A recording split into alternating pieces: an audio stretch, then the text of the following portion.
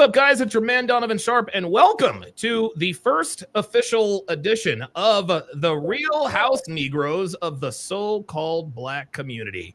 Before I introduce you guys to the panel, I'm just gonna sort of just lay out like where what I'm doing this for, who we're doing it for, et cetera, et cetera. The purpose of this particular podcast, and yeah, we call it the Real House Negroes because we want it to be YouTube friendly. But to be honest with you, we're gonna call it the Real House Niggas of the so-called Black community. But the reason we're doing this, guys, is because the world needs to see that like-minded, articulate, thoughtful Black men can work together without getting into niggas. You guys know and remember. I don't know where that sound came from. You guys know and remember when I was a part of the quote unquote Black manosphere, which is no longer. And the reason why the Black manosphere is no longer in existence is because of nigga shit. Niggas doing nigga shit. Well, that's not what we're about here. At the Real House Negroes, we are not about that. The purpose of this podcast is to get the word out there that no, not all Black people endorse nigga behavior. We don't endorse nigga shit. We're going to talk about some triggering topics. We're going to call people out. If anybody wants to come up, if they disagree, you guys know how we do it with hashtag pull up. But hopefully this is going to be the start of something big. You guys remember the 6 that I started like 4 years ago now. It's unbelievable that it's been that long. That launched the careers of Kevin Samuels, Myron Gaines, et cetera, and hopefully this has that same impact. Just kind of help people, out here, as well as you. Yes, Dr. B84 says, "Oh, we gonna have the pull up too?" Absolutely. Matter of fact, let's go and do that right motherfucking now. If you have anything to say, hashtag pull up. Whether you agree, whether you disagree, et cetera, hashtag pull up. Do I know how to? I don't think I know how to pin. Let me see if I can pin this. Can I pin this? Nope. I'll have to pin the link. I'll have to pin the link somewhere else. All right, let me go ahead and introduce my esteemed panelists. Now, this is not the final form of the panel, guys. I'm looking for 3 more. I'm looking for three more guys to join us here on the Real House Negroes of the so-called Black community. So if you want to come in, shoot your shot. I'll listen to you talk. If me and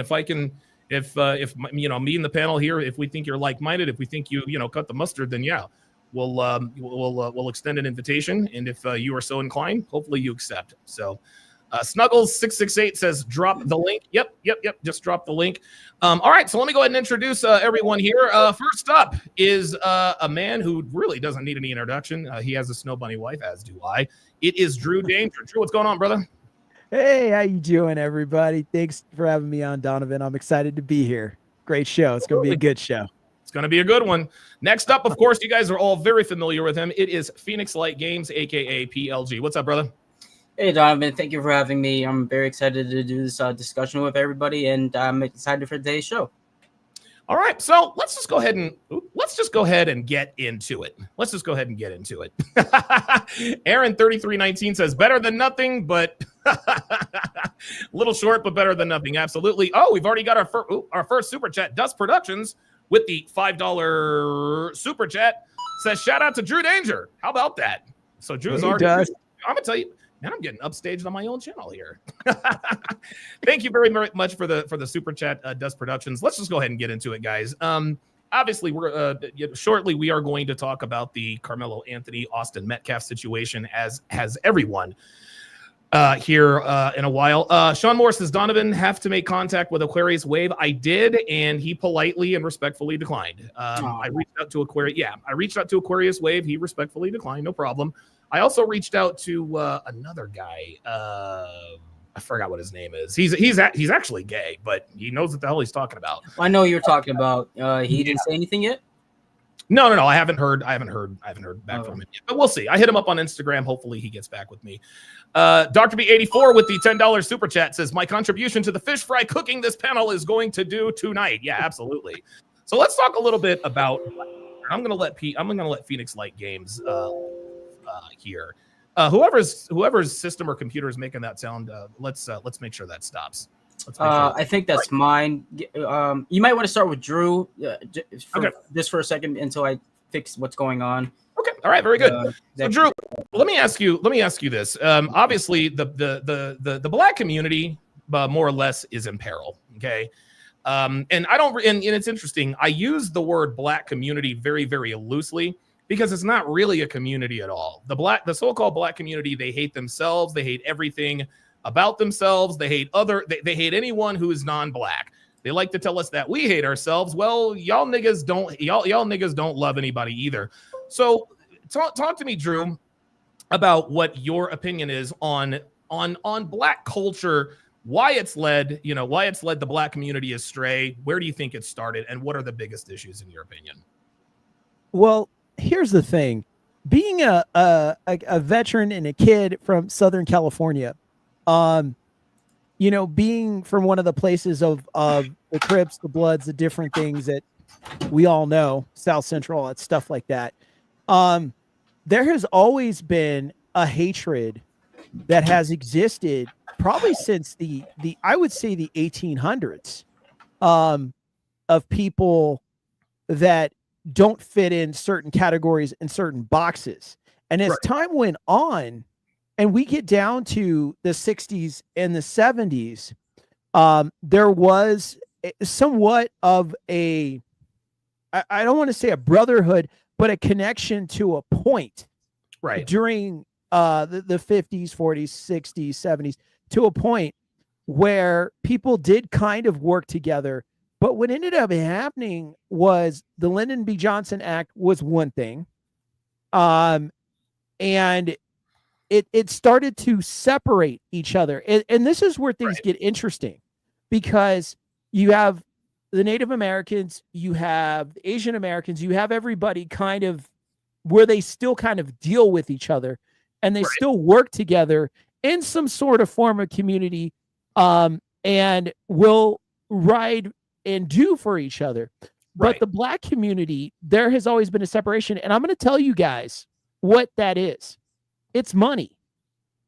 It's money. A lot of it has to do with money, because what really separated a connection between people had to do with money and power, or money and power they thought that they were going to get. Let's look at Malcolm X.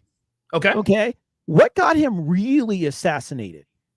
What really, really got him assassinated? And what got people wanting to join in that group to assassinate him? Because let's get down to it. The Nation of Islam was behind a lot of that stuff. Okay.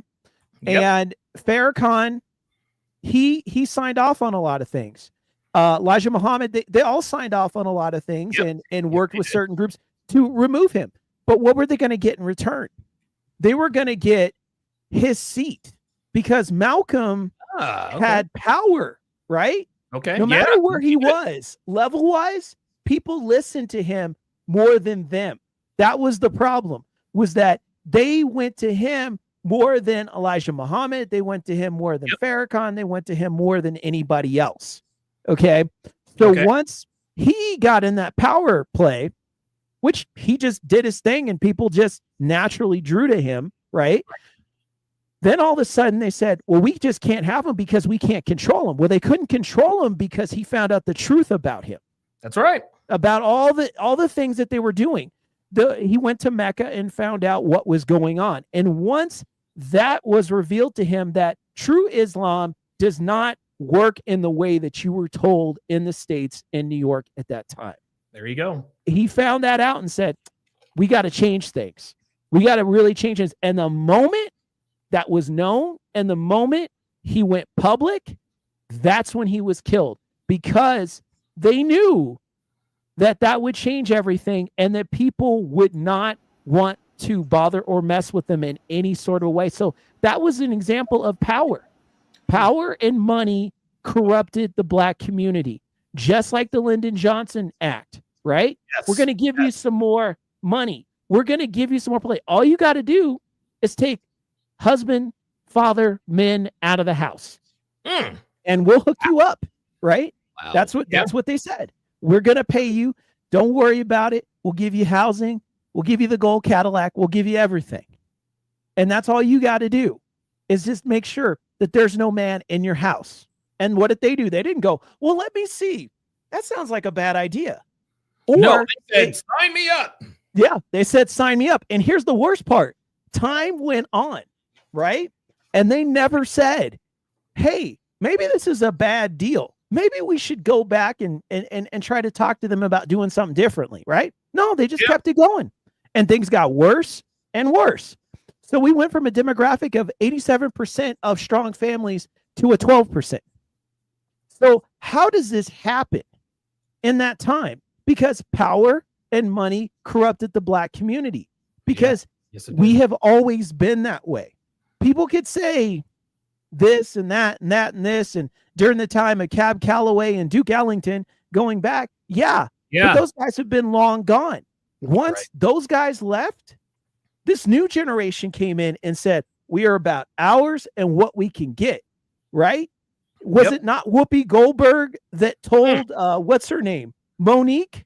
Yeah. When she went on the show, when she had that whole scandal going on? Yeah. She said, listen, Whoopi, I'm trying to make sure that things are done. She said, the heck with that.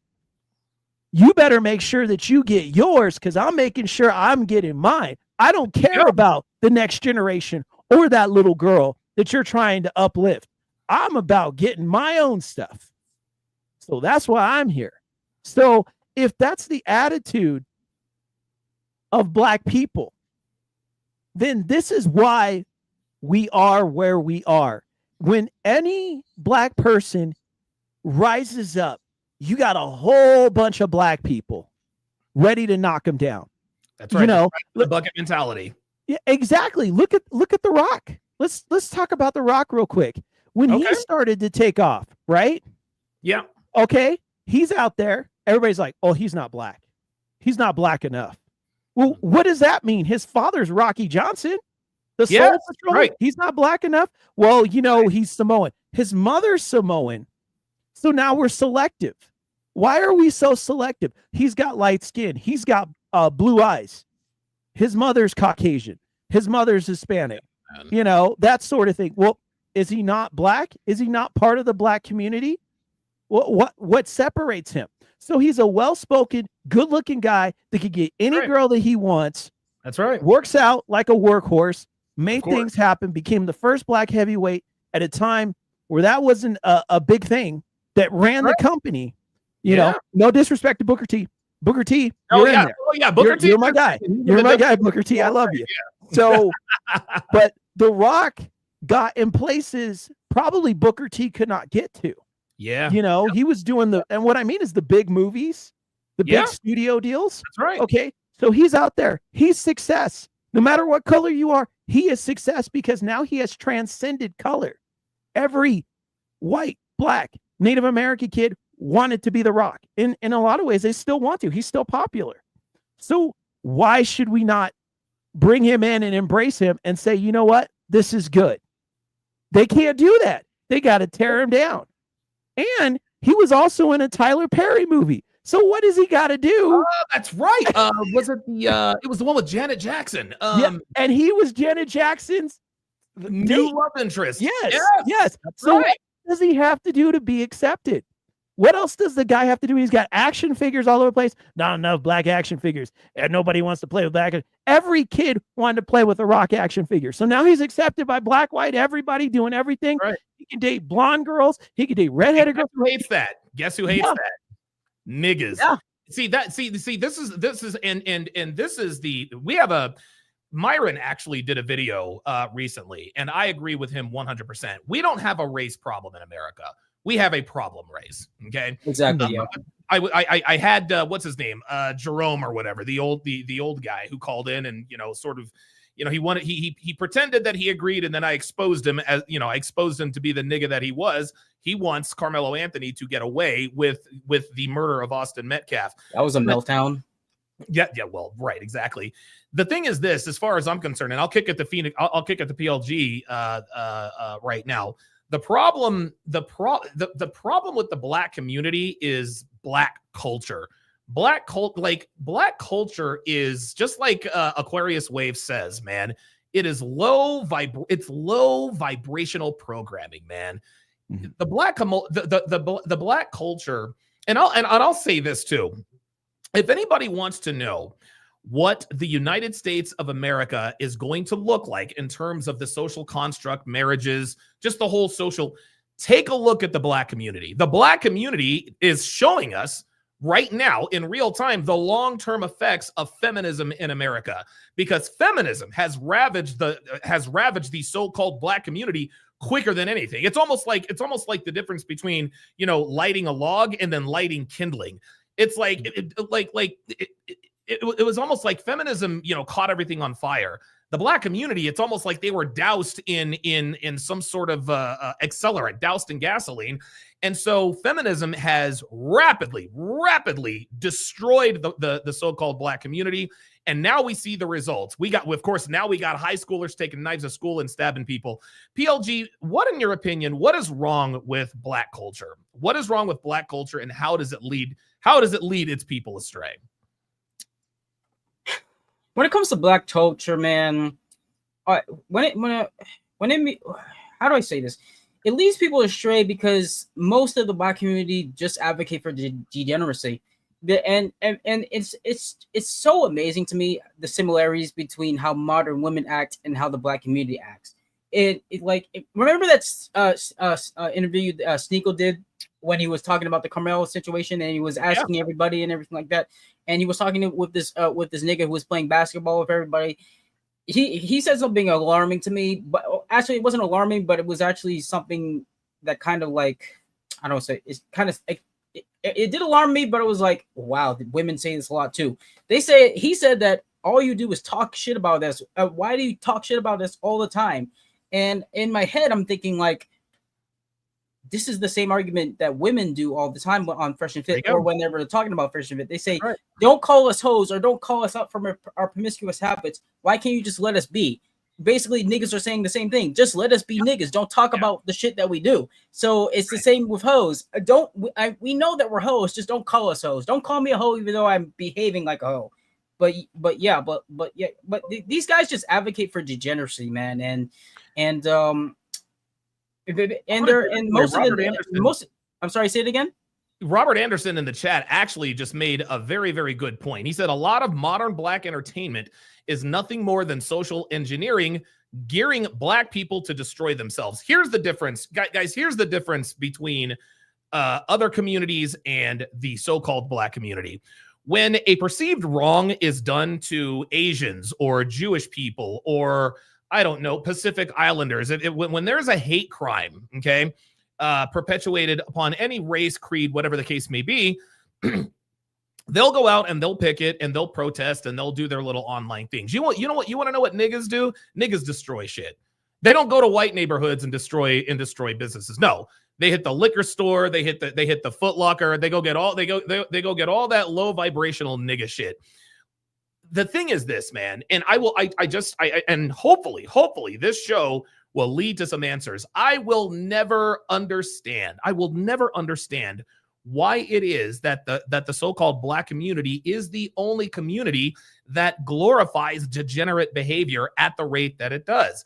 Anytime a black person commits a crime, specifically against a white person, and we'll talk about Carmelo Anthony here shortly, anytime a black person commits a crime against a white person, whether it's murder or rape or anything like that, the black community, it is the only community that rushes to the side of the black person. If a white person killed anybody, wouldn't matter what race, dude, white people are like, nah, get him out of here. We don't want, he is not a part of us, blah, blah, blah, blah, blah. If an Asian person goes on a shooting spree, nope, we disavow him, da, da, da, da, da.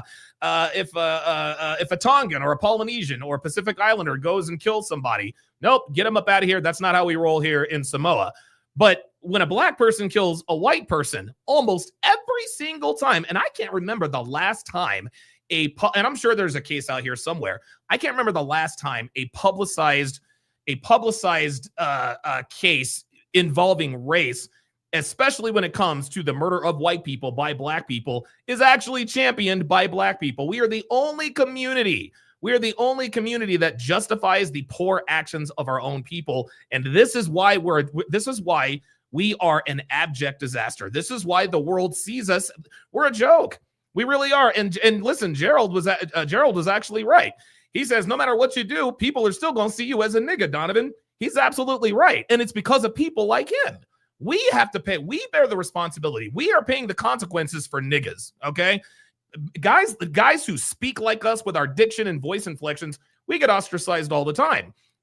We get called Uncle Tom, Steve Urkel, this and that and the third. But wait, you mean to tell me I gotta be like a nigga like Future and have 5 baby mom or all baby mamas everywhere to get any respect? It just baffles me that the heroes of the so-called black community are always the kind of people that destroy the black community. Pardon me. Go ahead, PLG. I didn't mean to cut you off. You can go ahead and finish your thought. No, it's cool. I wanted to add to your point, and I was and this actually makes me feel bad for my nieces, man, because my nieces they like me, they're growing up in a 2-parent household, and right now they're like 7 and 8 years old, and they're already starting to learn how to cook. So I'm like, these little girls, they're gonna be fine. But over the course of me, getting into this community and everything like that, I've come to the realization like I'm gonna have this tough talk with them because they've some black women have been on First Event, and some who were actually had common sense, and some who had some semblance of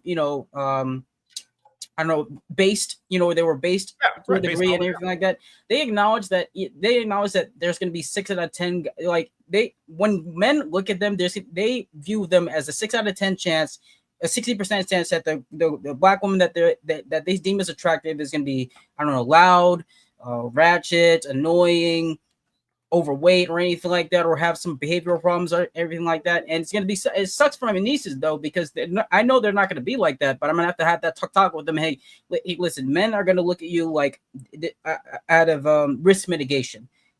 And most of the time they're not going to take that chance because of what most black women portray out there in society. And I'm going to have this tough conversation. Like, I know it's not you or anything like that. And it sucks that it has to be that way. And you don't deserve that. But other black women are just not up to par. They're low value as fuck.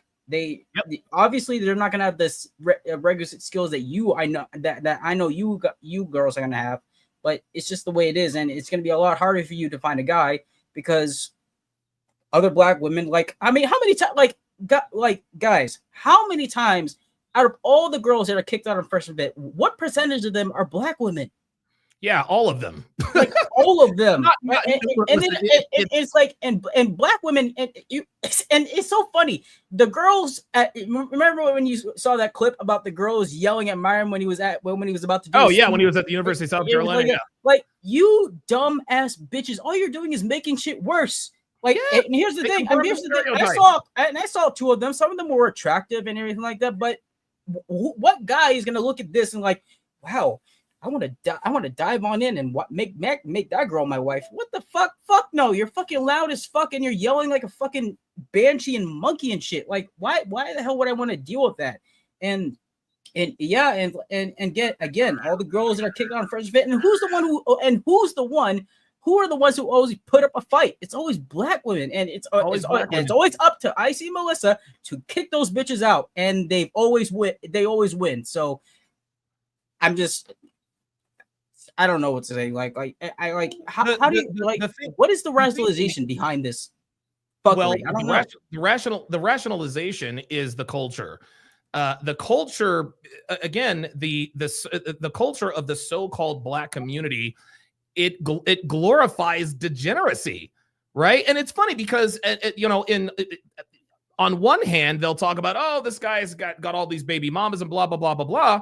But then when there's a respectable brother out here who's got a 9-to-5, he's got a good job, good career, they call him corny, or they call him they call him corny, they call him square, they call him an Uncle Tom, whatever the case may be.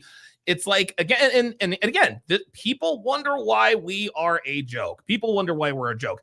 Let's transition seamlessly into the Carmelo Anthony and the Austin Metcalf situation. I think that this is I think that this is probably, I think this is going to be the trial of the century. At least for now, I'm sure, I don't know, maybe in 2056 there'll be another trial of century. The trial of the state of Texas versus Carmelo Anthony, that is going to be the trial of the century. But before I do that, Che in the chat said, hang on a second, hold on. Now Che says she's here to support Chase, but she says slavery didn't end in 1865. Yes, it did, sweet cheeks. Yeah, it did. And then she says, well, hold on. She says, well, centuries of oppression have consequences. Guys, this is the way niggas think, guys. This is the way niggas think. Yeah, centuries of oppression have consequences. Translation, the black community acting like niggas is a result of the oppression. Let me ask you something, Che. Were you oppressed? Yeah, I didn't think so. Like, again, guys, we're going to get people in here. We are going to get people in here who think and act just like this. Che probably wakes up every morning and thinks to herself, what can I complain about? What did the white man do that is keeping me down today? With rhetoric like slavery didn't end in 1865. Yes, the hell it did. Yes, the hell it did. Jesus fucking Christ. Can I say something? Yeah, go ahead. Yeah, like mindsets like this, like I've said it so many times before, but niggas mostly use the Civil War as an excuse. Hey, all this stuff was, done to us and all of it was horrible. Yes, it was. But now we're going to use what happened to our ancestors as an excuse to act however the hell what we want in modern day. Right. That doesn't make any fucking sense at all. Nothing justifies degenerate behavior. And it's funny. Niggas always have this to say, well, this is because we've been oppressed. Says people who have never been oppressed. That shit happened back in 1865. Then Gerald wanted to, or whatever the fuck his name is, wanted to come up here and talk about Emmett Till. What the fuck does Emmett Till have to do with Carmelo Anthony killing Austin Metcalf? Here's my opening salvo on this. I think that, pardon me, the deal is this, okay? Due process is one thing that Carmelo Anthony does. One thing that Carmelo Anthony does have the privilege of is due process. He is an American citizen and he is entitled due process. If you commit a crime, there we go. If you commit a crime in this country, no matter how guilty everyone thinks you are, you still have a right to due process. You have a right to have your day in court. And listen, the United States, we have the greatest justice system in the world. We have the greatest justice system in the world. It is still incredibly flawed. So, as far as I'm concerned, niggas know Carmelo Anthony is guilty, but they want him to walk. And the Sneeko Subway interview, dude, that guy, we can say what we want. At least he was honest. But this is how a lot of this is how a lot of so-called black people or niggas think. They know he's guilty. They don't care. They don't care that he's guilty. They want him to get off because they don't give a fuck. Centuries of They don't care because of centuries of oppression. Well, one of us got off over on one of them. Well, how many black people were killed back in the slavery days? That doesn't matter. Just because white people wronged black people back then doesn't mean, doesn't give them permission to do it now. Two wrongs don't make a right. So, Drew, talk to me about your thoughts. Just give me sort of your 35,000 foot bird's eye view on this whole Austin Metcalf, Carmelo Anthony situation. Where do you stand on that? Here's the thing. The black community has made the greatest mistake when it comes to when crimes happen or somebody gets accused of things. They think that they have to, at that moment, be loyal to each other, which is very strange behavior. So when somebody does something wrong, then you want to come to their aid and then say that they're innocent, not even prove it. Just because of the fact that they're black, you want them to get off from the crime that was committed. And that comes from a place of ignorance. And it comes from a place of, well, slavery happened and we all got to stick together because the boogeyman is coming to get us. And now we gotta act like we have an allegiance towards each other. Where is that allegiance when there were real issues going on that people should get behind and stand strong on? When these real situations happen, they're nowhere to be found. But, I'm old enough. I was there at the LA riots when that happened. I was a kid. when it happened. Oh, wow. And I'm from California, so Southern California specifically. So I was there for that. I was there for O.J. Simpson. I was there for Rodney King. I was there for the whole thing. And the number one thing my father told me, we didn't have the greatest relationship. My father was born in the 1930s. So he actually grew up in segregation.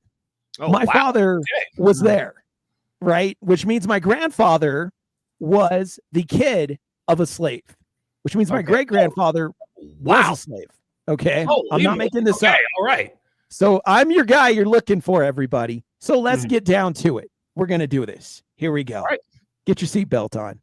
Let's go. My father told me this. Okay. And he was in the segregated military. My father was drafted for the Korean War. For those of you that don't know, that is before Vietnam.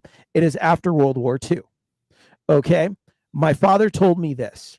He said, listen, there is no man that is going to hold you down. And what I'm referring to is the man's keeping me down. The man's holding me down from getting opportunities. My father said, there is no man. There is none. He said, I was in segregation. Segregated military, segregated schools, segregated places. I had a sister that actually died on the steps of a hospital because they would not admit her during segregation when she caught on fire. Shit. That's a true story. Wow. That's what happened to my Aunt Dolly. That's what happened. Sorry, man. Okay. Jesus. That was one of those things. And this is coming from him. He said, there is no man. You have every opportunity here in America to do a lot of things, just about anything you want to do. My father achieved 2 associates, 2 bachelors, 2 masters, and 1 PhD. Okay. Wow. And he was born in the 1930s. He told me this, and my father would take me and my brother down to Skid Row in Los Angeles. Woo! And he would go, you see that? You see that? That's one of those guys that lets the man keep him down. You want to live like that? Nope. Well, I think you need to do things differently. He said, you see that? They're out there being lazy. You see that? Yeah. They're out there doing this. You see that? He's over there selling drugs. And guess what? The day he did that, guess who pulled up?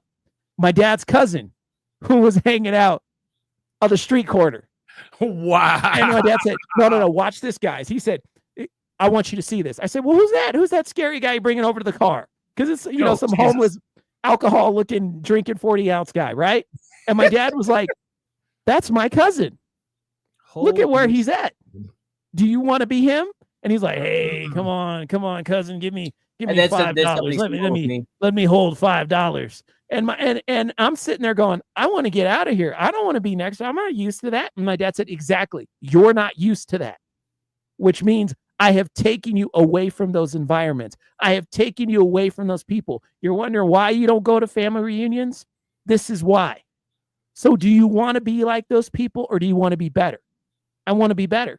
Well, then you better make sure you follow what you need to be doing as an American, not as a Black American, but just as American.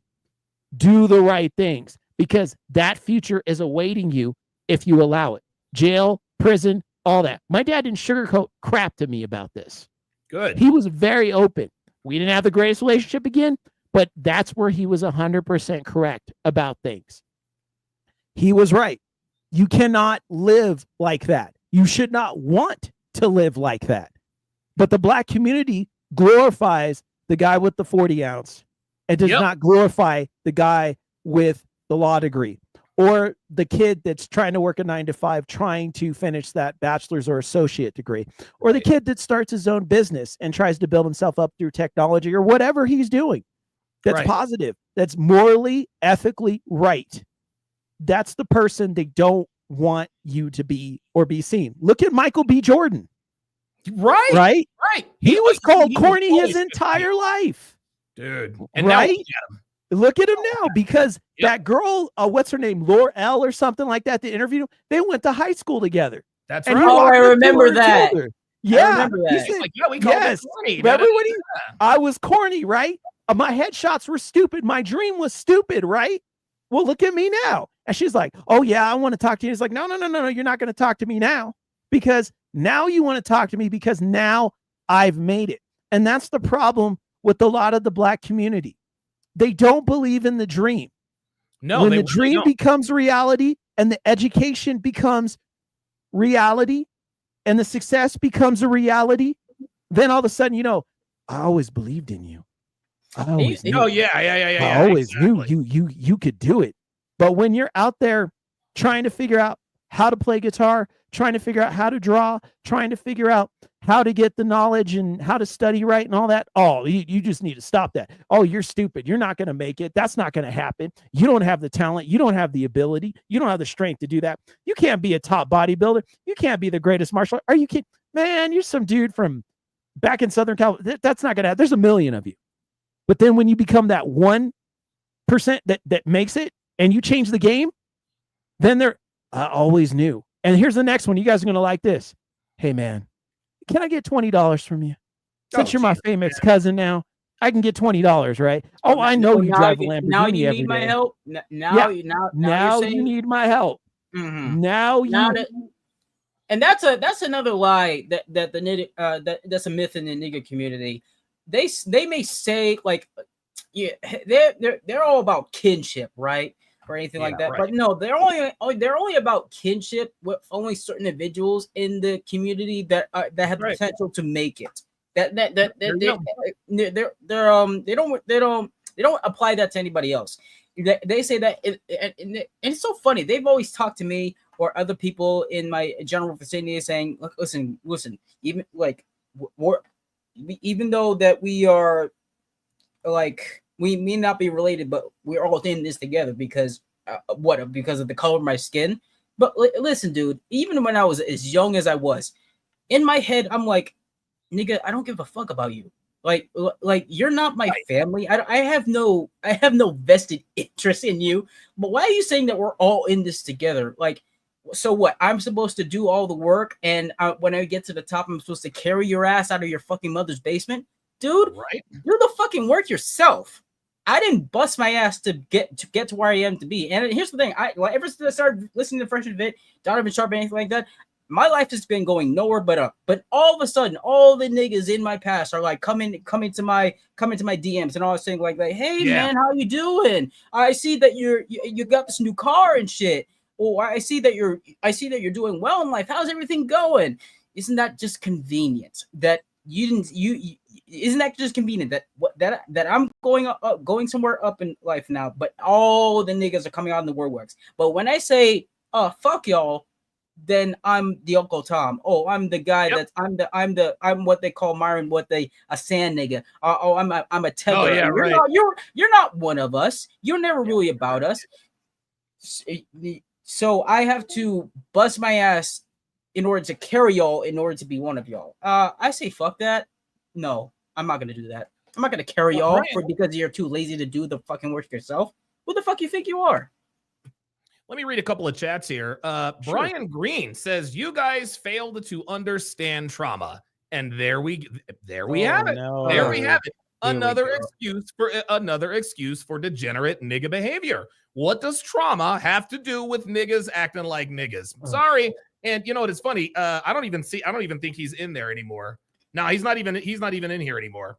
He's not even in here anymore. He decided to, come in here and drop a bomb. Let me read a couple more here. Oh, we got a super chat from the Answer 06. Says, as a former member of the Islamic religion, I agree with Drew. The Nation of Islam isn't true Islam. Dude, American Muslims are some of the worst people. Oh my God. Oh God. Praetorian Guard said, Praetorian Guard says, in the 60s, the libs were losing voters. They had to figure out how to get more voters, so they set up the VIC narrative. Now they're trying to replace the community with illegals, period. Yeah, you're probably right about that. King Life says the 500K these Negroes donated could have been used to bring the brightest and most high qualified black men and women to create cars that run on water, even man engineered food that's healthy. Absolutely right. Life again says Carmelo Anthony's another Baton Rouge Negro. That's what that Negro thinks. Diabolical Man says there's this new video of a young nigga where he literally calls for violence against white people. He says, quote, as long as there's no blood on the streets, there's no liberty for black people. This is the way niggas think, guys. Yeah. This is the way niggas think. Praetorian Guard says, bro, I'm of Puerto Rican descent, but I'm an American. I serve my country, wear the flag. Absolutely. He also says every race has faced slavery and oppression. If we learned that the Irish were slaves, The natives refused to be slaves. Arabs were slaves, Asians, etc. We are Americans, period. But in or fail. I couldn't. Sorry about that. Robert Anderson says, as soon as Karmelo gets into prison, you know some inmates are going to want a piece of that 500K. Well, they're not going to get it. King Life says, it'd be the corny kids that get the last laugh. The corniest people are the ones naming others corny. Absolutely. Praetorian Guard says, I worked the Ferguson riots. Oh, my God. Sean Morris says, PLG and Drew highlighted why successful blacks leave the community. Someone is always asking for something. And then finally, Phantom 313 says, niggas only need you when it is beneficial to them. Let me ask you a question, PLG. Why is it that, because I'm sure that all three of us have heard this many, many times. Why is it that black people, when they hear people that speak like us, they say we quote unquote talk white? Why do you think that is? How do I say this? Well, I think they're intimidated by it, and I mean that, and I don't mean that like I don't mean that like, oh, they just I don't mean that like how women say that, oh, you're only intimidated by my success or anything like that. No, I think they're only intimidated because they know that you are willing to put in the work in order to become the best version of yourself. You're not in line with the general public, and in niggas' eyes, if you're not in line with the general public idea it is to be a nigga, then you're not. Then how do I say this? You're not going to put yourself in a position to help them out of a bad situation, if that makes sense. Right. Yeah. You're not going to embrace their ideals. You're not going to agree with what they say. You're not going to subject yourself to degeneracy. You're not going to subject yourself to the bullshit that is what the most of the black community promotes in today's society. You're just not. And in their eyes, if you don't advocate for what they advocate for, then you're not one of us. Like Myron deals with this all the time. I mean, like, how many times have people called him a tether or say he's not really black, even though his heritage is from that of Sudan or anything like that? Like, dude, he's the definition of black.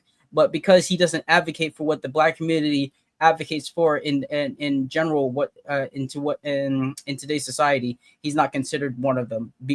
And since he doesn't support that, despite him being a top 1%er, he's just ostracized. He's just ostracized for them. And again, he doesn't give a fuck because like Myron knows what the deal is. So I guess that's my answer. I'm probably have more, but anything else? All right. Yeah. No, Drew, let me ask you a question. Why do you think niggas call people like us who speak well with diction? We've got Vovo Rants, who is waiting to pull up here. So I'll get him on here shortly. Why do you think that niggas say that we talk white when they hear guys like us? I'm glad you asked that question, Donovan. You know, I found out through many years after, everybody hearing my voice and expecting something else. The thing about it is they take issue with that because they want to, the thing is they want to use things to their advantage all the time. And what I mean is they know that they fall into a stereotype. Yeah. And the stereotype they think is fantastic. Okay. They think that when you fall into that stereotype and you do everything the stereotype, when you got your checklist, you drink 40 ounces, do you listen to rap music? Do you conduct yourself this way? Do you have a hate for authority? Different things like that. They think that that's making it. So when they see you, because this is really, they know better. They know that conducting yourself better is the better choice. But they think that being popular is better than that choice. They choose to ignore it.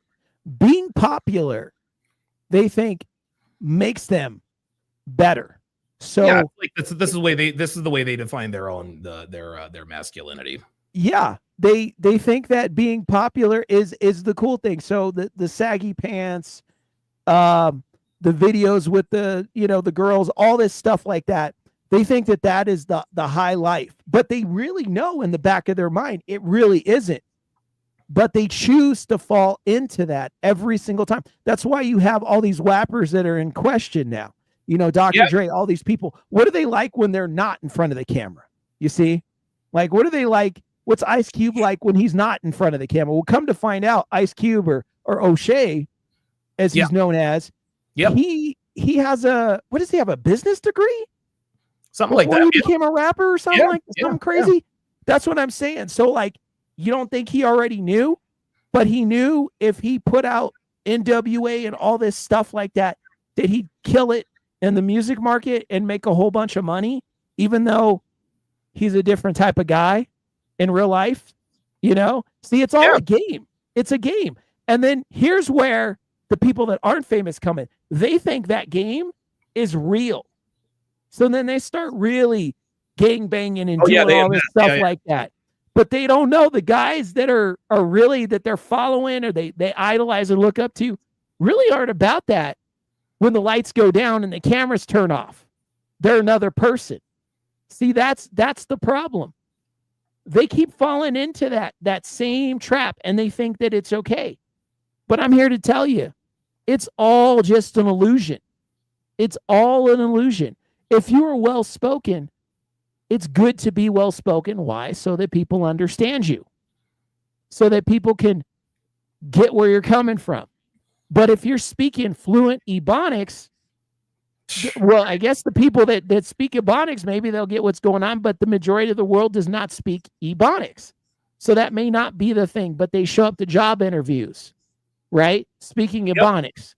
They show up with braided hair, different things that, you know, that's a sign you're not getting a job.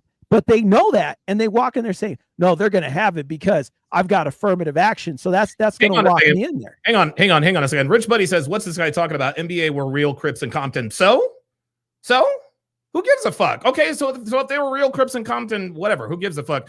Vovo Rants, you look like you're having a good time back there. My guess is based on a lot of your videos, you probably have some disagreements here.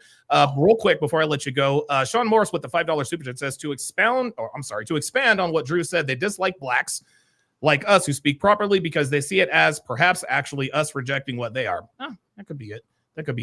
Bobo, welcome to the panel. So what are your thoughts?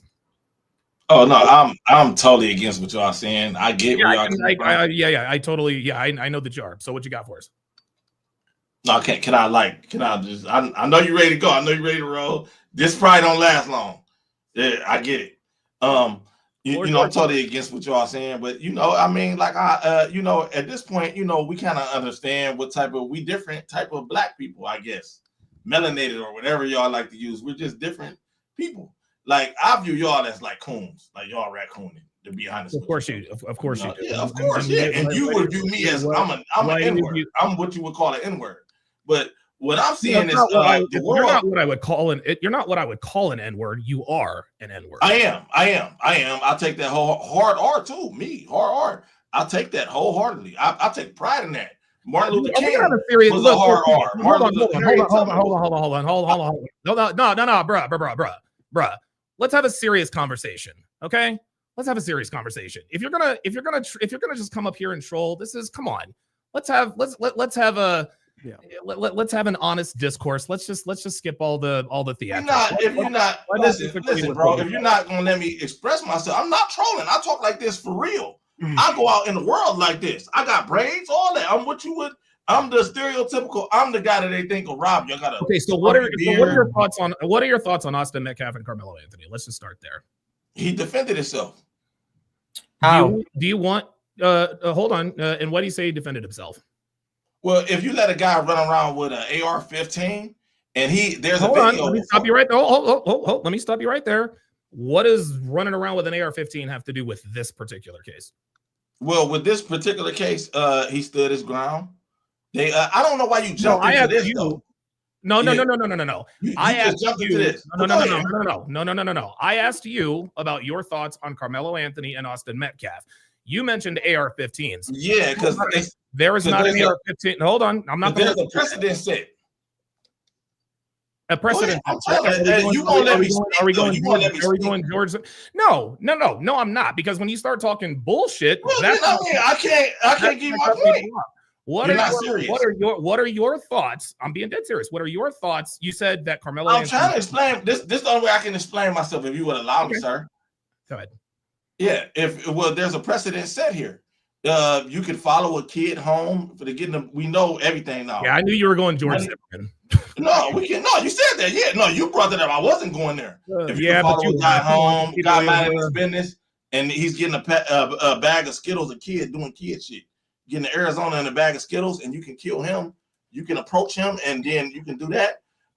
There's a guy where you can walk around situation. That's a different situation. Did Austin Metcalf?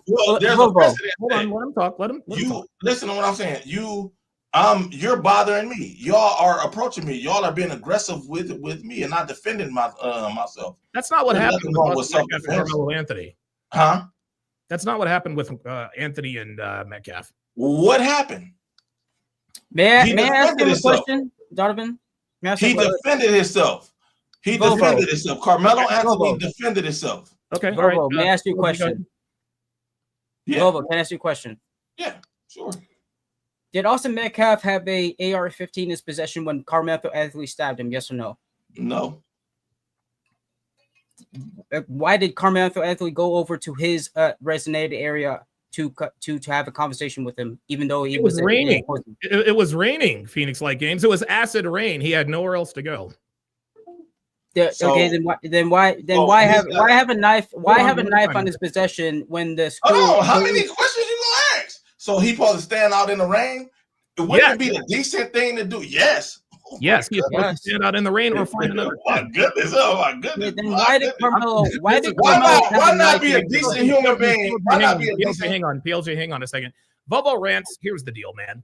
Niggas like you are racist. You're racist. Use the N-word. You can use the hard R with me. I don't care about that. I'm not doing that. You're better than me. But go ahead. Did I say I was better than you? No, you said niggas like you. That just came out your mouth clumsy. But go ahead. You're trying to imply something. But go ahead. Niggas like you are racist. Okay. I believe that not only are you glad that Carmelo Anthony stabbed Austin Metcalf to death, I think even though you know he's guilty, you don't care whether he did it or not. You don't care if he's guilty or not guilty. You want him to skate. And again, this is the problem with the so-called black community, which I now call the nigga community. Anytime a black person kills a white person, niggas always jump to the nigga's defense. What say you? Well, the white community turned this into a racial thing for one.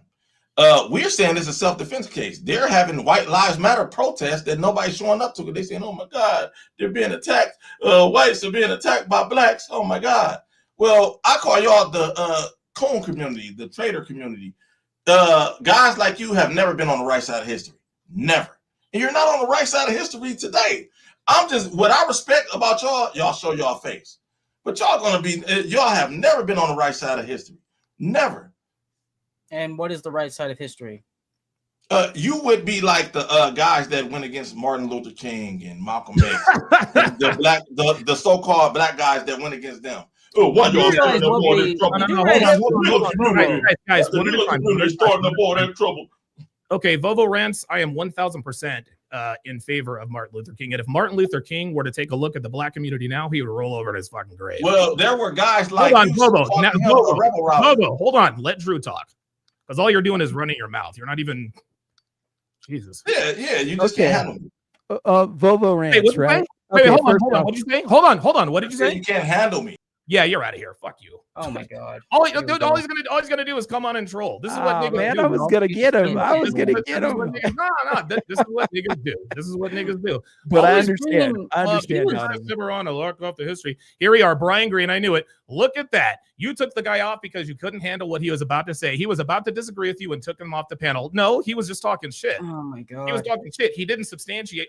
See, here's what this guy was doing. And Brian, I'll tell you what. If you disagree, then you can come up. Here's what's not going to happen. Okay.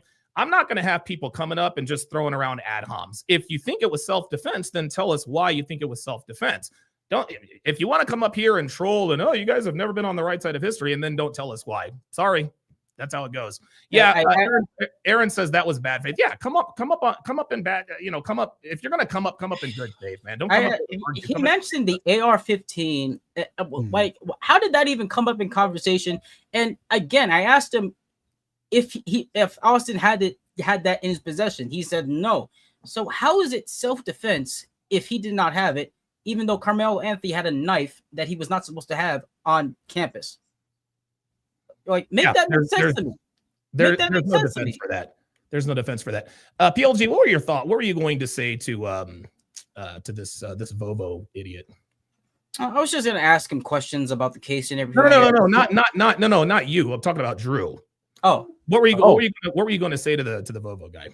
I was going to tell him this. I said, listen, how come every time it's a black person's involved and it's in the media spotlight or it's out there, you guys go to the Kyle Rittenhouse AR-15, you go to the George Zimmerman situation with Trayvon, you go to the what's his name, George Floyd, you go to the Rodney King, you go to the OJ Simpson, and then you put it next to another story that has nothing to do with it. I mean, you could pull up a story from the 70s and put it right next to 2025 and be like, yeah, that's the same thing. It's like, but they weren't there. This case has nothing to do. Oh, there he is. Okay. Yep. Oh, he's back. It has nothing to do with. Go ahead. Yeah, he's got nothing to do with it. Nothing going on in 2025 has anything to do with that. Case simple, shut. A person was killed. Somebody brought something they weren't supposed to bring to school and did a murder. Flat out. That's what happened. You cannot sit here and try to convince anyone here, any of us or anybody, that this was right just because he was black. He was a black person that committed murder.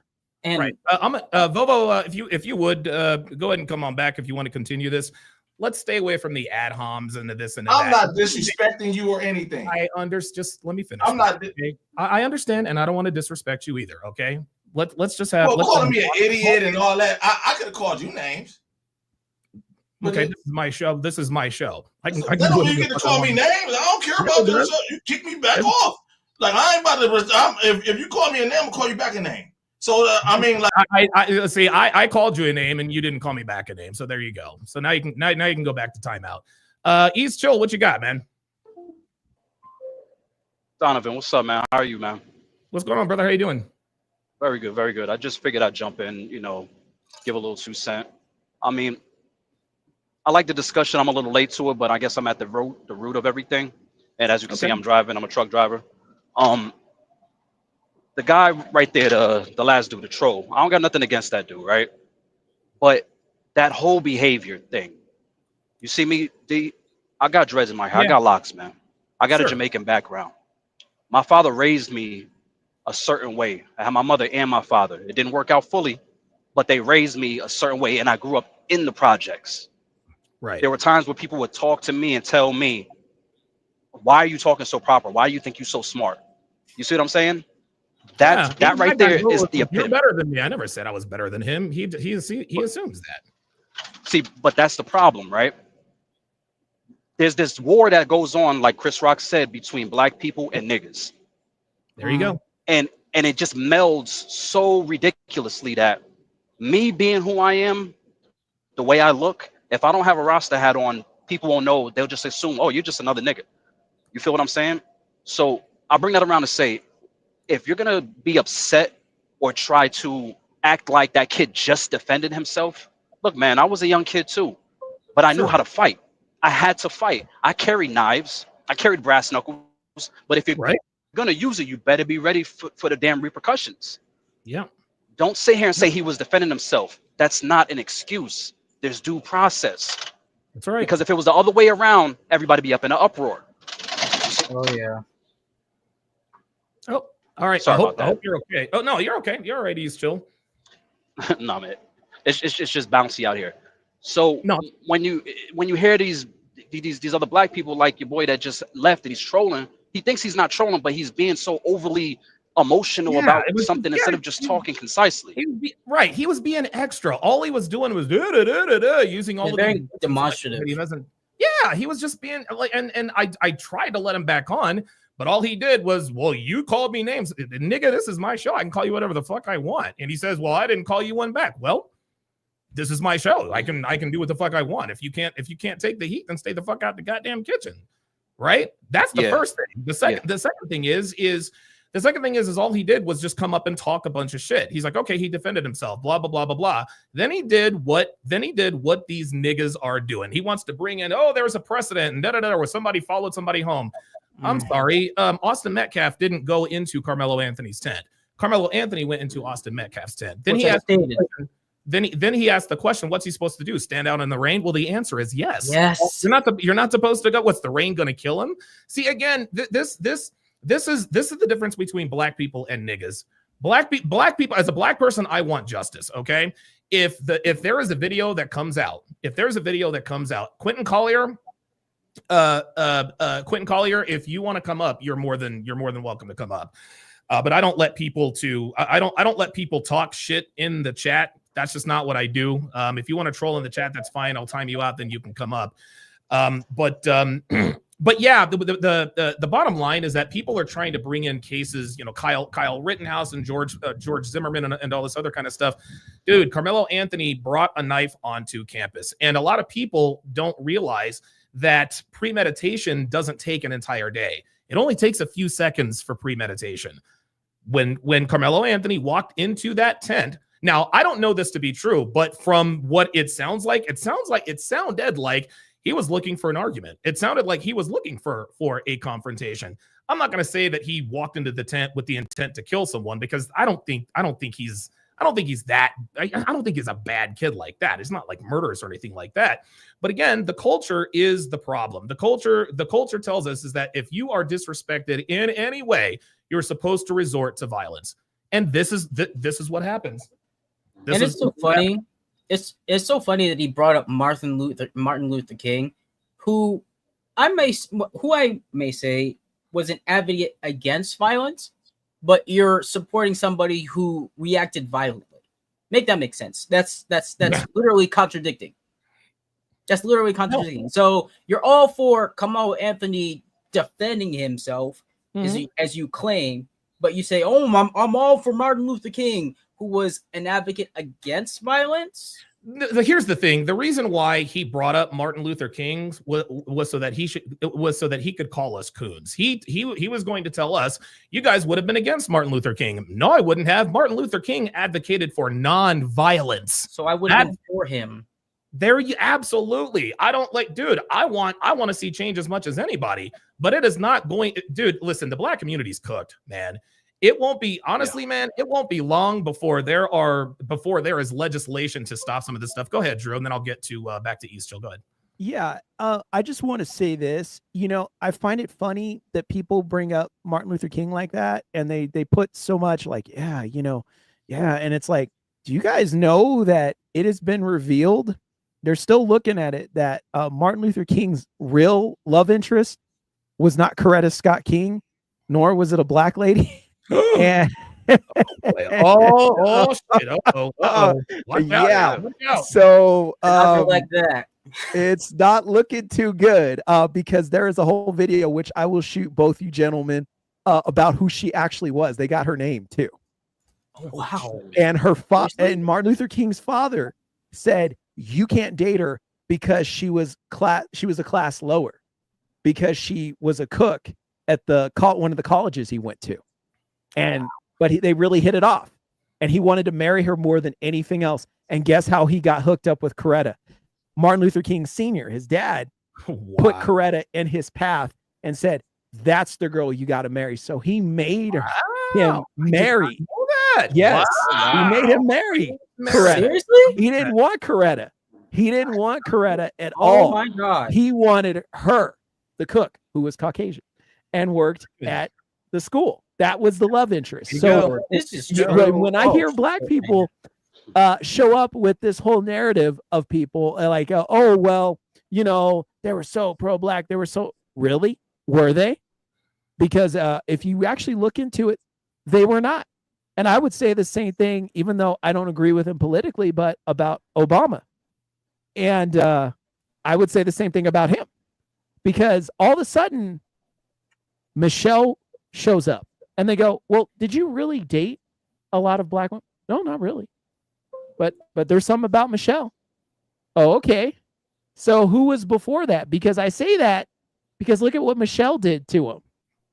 And you better believe that he's regretting it. If you guys saw that interview she did with what's her name? Taraji P. Hinton. Oh, yeah. Taraji P. Hinton. Yeah. Yeah, you saw that, right? Yeah, I did actually. Yeah, I did. Oh man. Yeah, that was very unsettling. Yeah. Let me read some of these. Let me read a super chat here. So King Life says, is Carmelo Anthony a football player? Do they push each other? Well, number one, Carmelo Anthony was a football player. He's not going to be playing football for a while. Number two, do they push each other? Yeah. Listen, a lot of people like to say, well, he effed around and found out. If somebody pushes you, the correct, if two things, if we get the video of this and we see that Austin Metcalf has a knife and he's threatening Carmelo Anthony, I'll be the first to come on here and say, guys, guess what? We got it wrong. I'll be second with that. I'll be second with that. Yeah, right. Because at that point, if somebody pulls a knife out on you and you've got a knife, you've got to defend yourself, right? So if that happens, I will be more than willing to come on here and say, hey, look, I was wrong. He defended himself. He needs to be acquitted.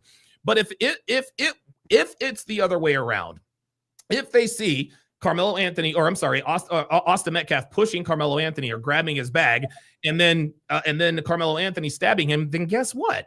That means he's guilty. However, let's say the video shows Carmelo Anthony just walking right into the tent and stabbing Austin Metcalf in the chest for no reason.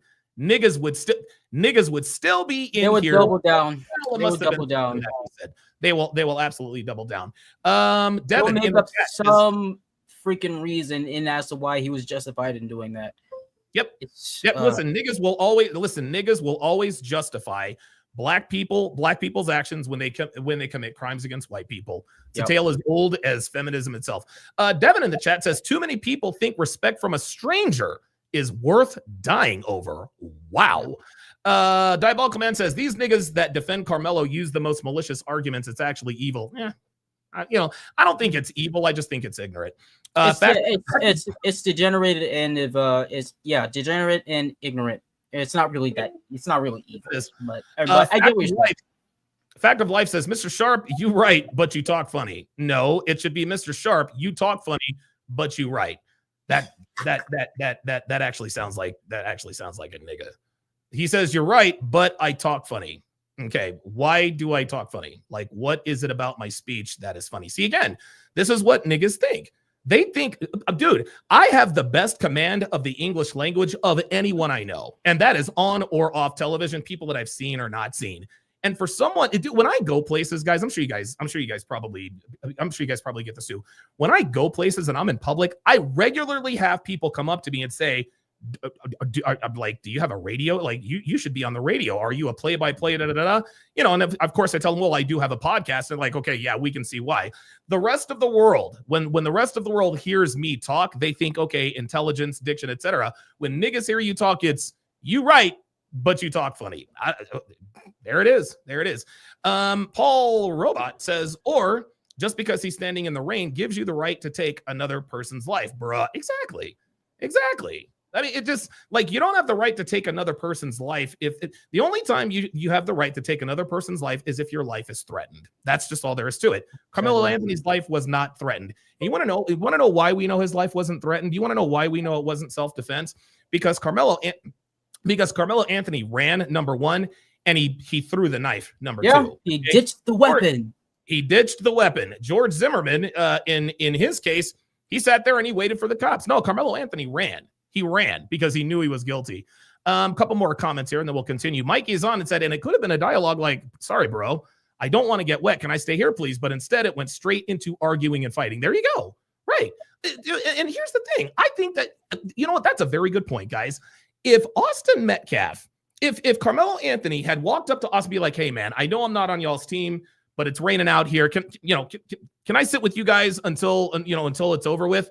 I guarantee you, Austin be like, yeah, cool, man. Have a seat over there, blah, blah, blah, blah, blah. Our team versus your team, blah, blah, blah, blah, blah. I believe that Carmelo Anthony went in there because he was looking for a fight. Do some diff says pro blacks are hypocrites. Yes, they are. Quentin Collier with the $20 super chat says, look, for the record, I'm scared. Okay. I'm literally not in a position to pull up, but I do love the show. Oh, wait, East Chill ×2. Okay. Looks like, all right, there it is. Oh, there we go. East Chill ×2 says, but believe it or not, you have influenced me for the better. Thank you. Yeah, listen, Quentin, and I want people to understand, I used to think like these people. I used to think like niggas too. I openly celebrated the OJ verdict. Okay. I wanted him to get away with it because I thought the same thing. They've been doing this to us for years. Look what happened with Rodney King. We deserve to get over on one of them. I don't think that way anymore because I've grown up. It just doesn't make any sense. Okay. Back to the Carmelo Anthony Austin Metcalf thing. Why is it East Chill? And well, let me ask you this. Let me ask you this first question, then we'll go around the panel. Do you think that the so-called black community, do you think they want Carmelo Anthony to be acquitted, whether he is guilty or not?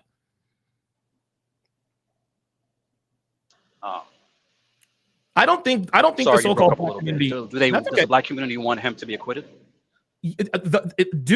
I believe that the black community, they don't care about the truth. They just want him. They just want him to be acquitted. They want a black man to get away with killing a white person. Yeah, it just kind of embodies the whole black community. The black community wants to be the black community in its debaucherous state and just get away with it. You know, women want to be hoes. Let them get away with it. Just like one of you said, I heard you earlier. Why are you calling us out? Just let us be dumb niggas. Yeah. You know, it doesn't do us any justice, you know, and it's, I'll bring it back. And Donovan, if I cut off again, just kick me out because I'm on the road and I don't want to slow your show down. No, you're good. It's all good. Be safe driving, East. Oh yeah, definitely. I appreciate you, man. But it's like one of you said when you mentioned about the hair situation. My father grew up is Jamaican, grew me up as an American, but Jamaican. He never wanted me to grow my hair out because of that. He did not want me to be associated with the debauchery because it's hard to get a job when you look like niggas. I hate saying it, bro. It's hard to get along in the United States when you look like what they think we are. And being in between that, it's hard as a black man. It's like, should I just assimilate or should I try my best to be the best version of me so I can try to turn that shit around? But it's hard to turn it around, man, when you're surrounded by just a bunch of ignorant niggas that want to be online or be whatever and have a voice to say some stupid shit like, oh, it was just self-defense. No, that's not just self-defense, bro. You killed somebody. That's murder. His father should be right there next to him and tell him, no, this is what you say. I killed him. I shouldn't have. Do what you have to do because my father's trying to raise a man. Yeah, well, the problem is that the mother runs that relationship. It's not the father. And there you go. Yeah. And there you go. Yeah. And then that's the reason why black people would say things like, you don't understand the trauma. They use the excuse because there's so many single mother households out there that are raising these men to be like women. And then when they behave like a woman and overly emotional, then they should just get away with it because they've been raised by a woman, and the woman's supposed to be there with them and teach the son to act like a woman in front of everybody. That kid coming out in press conferences and behaving the way he's been behaving, that's all female influence. It's like it's bleeding out of his pores the way he's acting. That's not how a man reacts. You saw it at the interview with the dude. You saw it in the interview with the dude. The wife was the one who was at the forefront, but the husband was like all the way in the back. We didn't even notice him until like later on in the video. You see that whole disposition, that whole portrayal. We already know who runs that relationship. That is a female-led household, and with all due respect, the guy's a pussy. Yeah, and that for sure. Look, we've got a comment here from David. Says there's no difference between nigga culture and the redneck culture. Number one, you're fucking wrong. Number two, you literally just made the white people do it too argument. But let's just say, for the sake of argument, David, that redneck culture, that there was no difference between redneck culture and nigga culture. Does that justify nigga culture? See, what you guys don't, what you ignorant ass niggas don't understand is the white people do it too argument. That is a bad argument. White people do it too. So because white people do it, because white people go around killing people, that makes it right for black people? No, if a white person kills someone, they are tried for murder. If a black person kills someone, they are also tried for murder. This whole white people do it too as a way. And again, this is the exaltation of the white community. So, wait a minute. So we're going to use the white community as our moral compass. Well, when one of us does something, well, wait a minute. White people do it too. That definitely doesn't make it right. By using the quote unquote white people do it too argument, that is again justifying bad behavior. White people do it too, so white people do it, so we're gonna do it too. I'm telling you, if a white person were to stab a black boy to death in a tent at a track meet, there would be just as many people against him as there are against Carmelo Anthony. That's just all there is to it. So yeah, white people do it too, and they are punished as such. Can I add something? Yeah, go ahead. But check this out. What happens in the hood when there's serial killers running around the hood? Every black man in there is killing each other. What happens then? Are they uproared? Are they trying to chastise that black man that they know is a freaking problem? No. You can go to every hood, Donovan, and you know this. Y'all know this. Yep. You can go to every hood. There's at least 1 or 2 serial killers that's a menace to that neighborhood. Nobody does a fuck thing about it. Nope. No, they don't. And you know what? This was proven with the track, with something else that happened on the track. Remember the girl that hit the other girl over the head at the track meet? What the, dude, I was absolutely blown the fuck away. But instead, and here's the thing, the reason why niggas didn't come to her defense is because she did it to another black girl. Had she did it to a white girl, they'd have came to her defense. They'd have been like, well, maybe she called her the N-word. Guys, look, listen, I hate to break it to you guys. Calling someone a nigger is while reprehensible is not against the law. It's not illegal. It's not illegal. Stabbing someone because they called you a nigger is. That's the way it goes, man.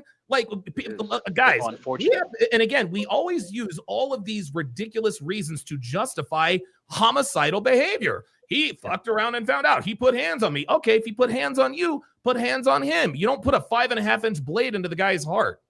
Exactly. Learn how to fight, man. Yes, exactly. ABA says so much crime in quote redneck Appalachia or Arkansas and Oklahoma, right? Yeah, dude, redneck culture is very different from black culture. He knows that. Yannick L'Italian says white people do it too is exactly the same as the men do it too for feminists. Female influencers said, yeah, that's the what about the men? I say this so many times that like the nigger community is just like how women operate, because the nigger community is a matriarchy. It's run by women. Mm-hmm. Here we go. Look, here we go. Will Wallace says, Donovan, it's sad that you hate your own people this much, man. You had to be a lame in high school. Yeah, according to niggas like you, I was a lame. I finished with a 4.15 grade point average. I finished second in my class as a salutatorian, and I was a varsity athlete. And I was still called lame. You want to know why I was called lame? Because I'm smart. Because I was smart, and I spoke well. Number one. Number two, I don't hate my own people. I hate niggas. Again, Chris Rock said it best. There is a civil war in the black community, and it is between black people and niggas. Will Wallace, you are clearly a nigga. And black people who come with this whole you hate your own people so much, dude, you niggas are not my people. I'm sorry. You niggas ain't my people. I'm not like y'all. Just because we share the same skin tone does not mean we share the same ideology, my friend. Nice try. What do you think about comments like this, Drew? You know, people want to show up and say this stuff all the time, like, oh, you talk funny, oh, you hate your own people, you know, because we don't fit into that bowl. We don't fit into that narrative because we choose not to be criminals, because we choose to reach excellence and to do better in life, no matter what our situations may be, whether if they're good or bad. We want to do better in life. And because we choose to do better in life and we choose to walk better in life, that makes us a sellout. I'm so tired of people showing up and doing that. They've done that my entire life. You know, people want to show up here and be like, oh, you sell out. You do this. Oh, you date this. You walk this way. You surf, which is true. I did. But the thing about it is, why can't I? Who told me that all black people are responsible for my actions? You know, no one is responsible for what you choose to do in life. That's up to you. Yes. Yeah, if you want to go to Harvard and you got the grades and you've got the know-how and to be able to get in there, you can go to Harvard. If you want to go surfing, since I brought that up, you can go surfing if you really want to. You can learn. If you want to learn how to swim, yes, I'm taking a jab. You want to learn how to swim? You can go learn how to swim. Yeah, hey, for the record, hell, hold on. Let me stop you right there.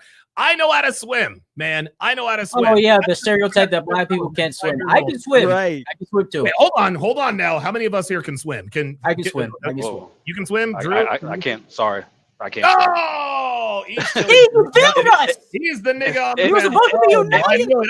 Hey, look, I told you. Listen, I told you. I grew up in the projects, man. There wasn't too many. We didn't have community pool there. You feel me? Man, we're just fucking. We're just messing with you, man. Hey, look, man. I've been to jail twice, man. So I got some. Same.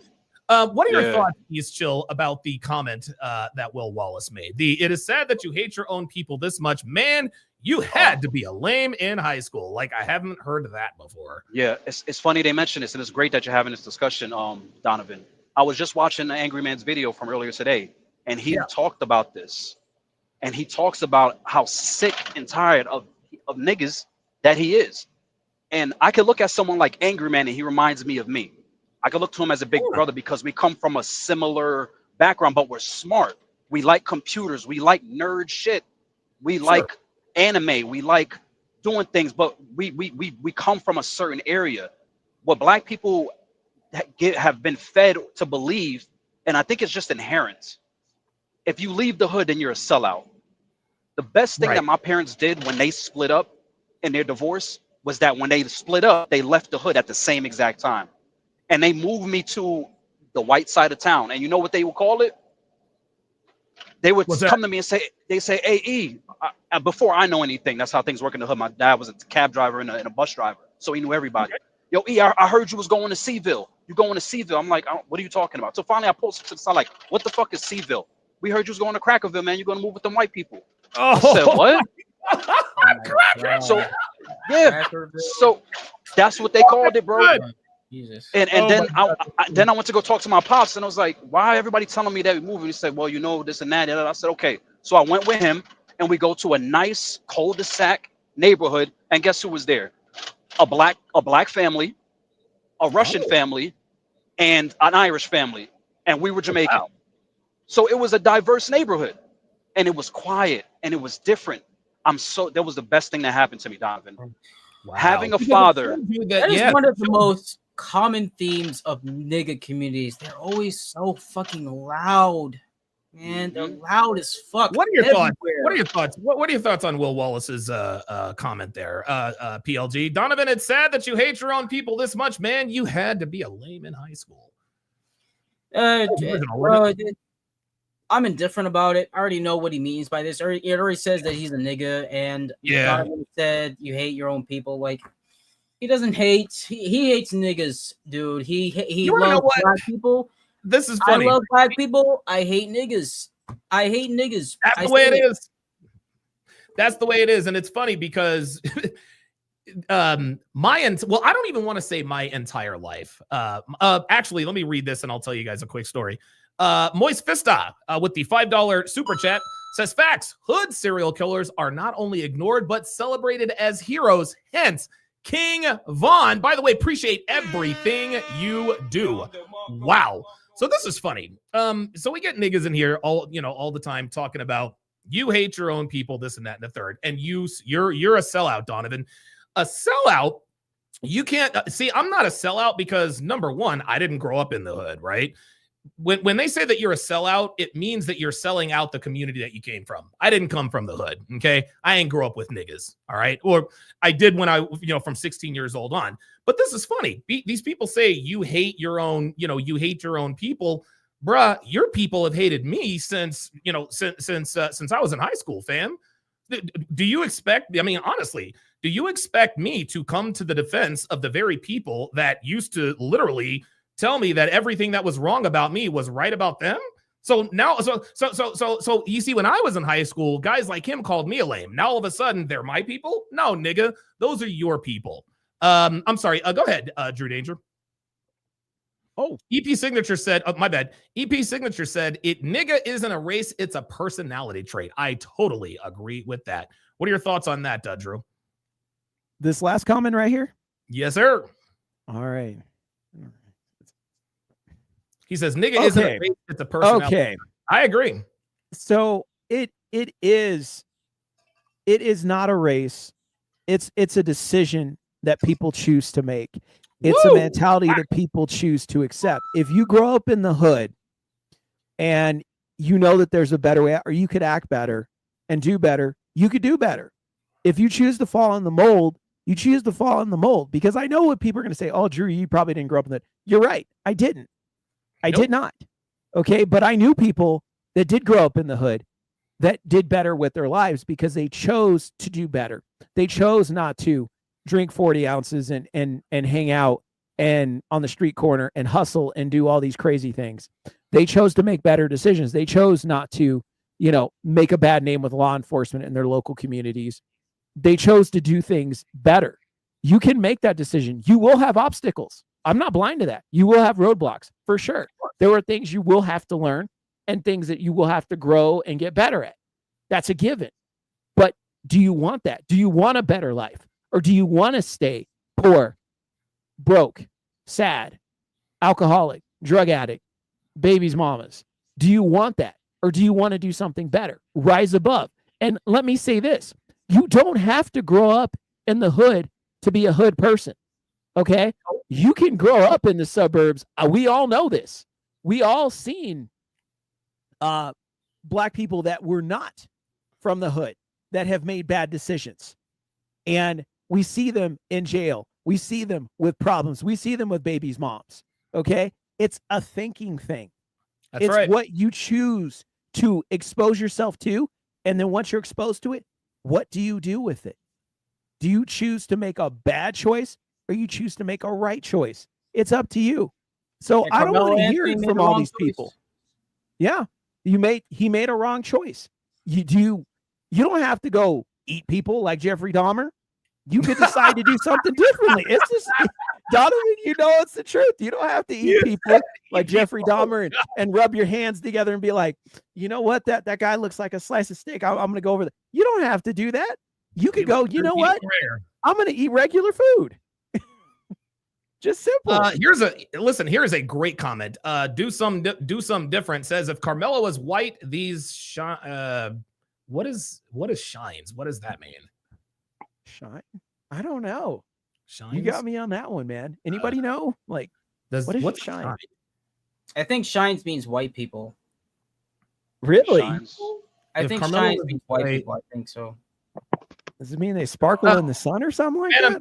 Phantom 313. Phantom 313. Get in here with us, man. What is a shine? I never heard of that in my life. Okay, I'm gonna have to look this up. I'm gonna have to look this up in Urban Dictionary. While I'm doing that, Phantom 313, what are your thoughts on the discussion that we're having as a whole? Well, I'm gonna say it like this. Everything you're saying, I agree with you guys. Hey, first of all, how you guys doing? Big brother, how you doing, man? Doing real good. Niggas and Black people, man. Well, Black people, they rather listen to understand. Niggas, they rather hear to respond. Woo! Oh shit! Damn. Okay. Oh my Just God. like a woman, bro. Just like a woman. And you want to know why this is? Do you want to know why this is? Is because most Black people are raised by Black women. So, and listen, I'm a result of that. You guys know I have a documented temper problem. Been arrested 30-something times. I'm a 4-time convicted felon of violent crimes with my fists. Never against, obviously never against a woman. Never against a woman, pardon me, but this is just the way it is, man. At some point, you have to grow up and grow out of that. So apparently the word shines is a derogatory racial term that Black people call each other. Never heard of that in my life. I never heard of that. Yeah, that's something. Yeah. Okay, all right. All right, let's add Brian Green to the panel. All right, Brian, what you got for us? How you gentlemen doing today, first of all? Doing good. All right, great. How you doing? The case that y'all talking about right now, I completely agree with you. As far as him having a knife, him being in the spot of someone else's, like team or whatever. Yeah, of course. there's no explanation why you did that. You should be trialed and held for be Sure. responsible for what you did. Yeah, of course. Right, exactly. Held accountable. But just to sidetrack it just a little bit, right? Just a little bit. Because Donovan, I'm a fan of yours. I listen to you a lot. Matter of fact, you put a lot of game as far as like women and things of that nature. But Appreciate it. in my opinion, you guys kind of like, black people this, black people that, or excuse me, like niggas and things of that nature, right? But we didn't get here by ourselves. You know what I'm trying to say? If we have a past of like in the 50s of us being together and we, like we were flourishing back then, okay?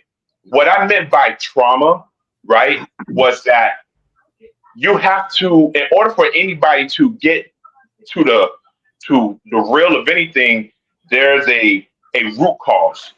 And what I mean by that is, I give you a prime example, okay? Trauma. With all due respect, gentlemen, you cannot tell somebody how they can handle trauma, okay?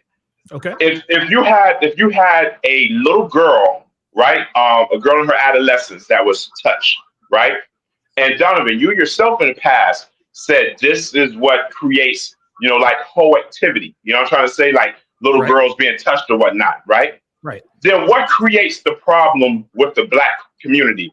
I'm listening to you guys, and you guys are not, you're not wrong, right? But you're not hitting on all cylinders, okay? And what I mean by that is that you can have a black kid, because trust me, I'm one of those black kids that grew up and they were the same way with me. Oh, you talk wide, you do this, you do that, you speak proper. I heard it all myself, all right? Mm-hmm. But I've also seen the other side of things too. And what I mean by that is, if you take a black kid and that black kid is not inherently evil, okay? His environment makes him inherently evil. I see with your hand up. 1 second, brother. His environment makes him inherently evil, all right? The imageries of us makes us turn that way. So the trauma could be anything. I could be a kid that, you know what? I turn on my TV and like I said, it doesn't make it right, but I'm just giving you root cause, all right?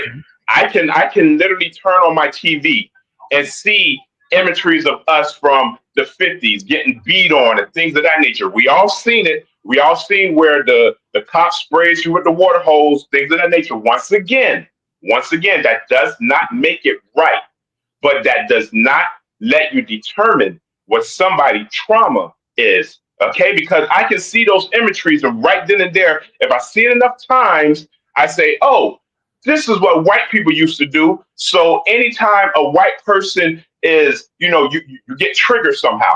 I'm not going to say what the trigger is, but you get triggered, okay? And it does not make it right. But once again, it does not say that we are not traumatized by certain things that have happened.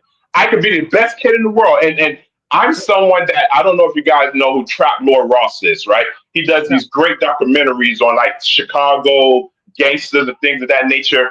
How many times have we seen a good kid turn evil because he's seen 3 of his brothers get killed in front of him? Sure. All I'm trying to state is that black people didn't get here by ourselves, okay? Let me hold on real quick. Yes, let me respond, and then I'll let Drew get in there. Due respect, Carmelo Anthony wasn't alive in the 1950s. Carmelo Anthony wasn't a slave. He didn't get hosed down by water hoses. You can get getting traumatized by seeing, and listen, okay, people process trauma differently, whatever the case may be. But here's the thing, man. We can't and I understand what you're saying. I get it. But if I go on a killing spree and I stand in front of the judge and my lawyer, defense, and all that, well, Donovan, why did you kill all these people? Well, I was diddled when I was a kid. Okay, yeah, there might be some tears in the jury, but guess what? My black ass is still going to prison because it's against the law to kill people, right? And so when we say we don't understand trauma, I get it. I understand. And you said that it doesn't justify this, but in a way, by bringing it up, it does. Carmelo Anthony is a 17-year-old kid. He can never. see pictures and images. Pictures and images. They say a picture's worth 1,000 words. Okay, fine. But he was not there in the 1950s. He wasn't there. You can't be traumatized by something that didn't happen to you specifically. Drew, go ahead. I'm going to bring up somebody else here in a minute, but Drew, go ahead and respond to. Women do it all the time. Yep, women do it all the time. Yep, they do it all the time, but it doesn't make it right, friend. Go ahead. Exactly.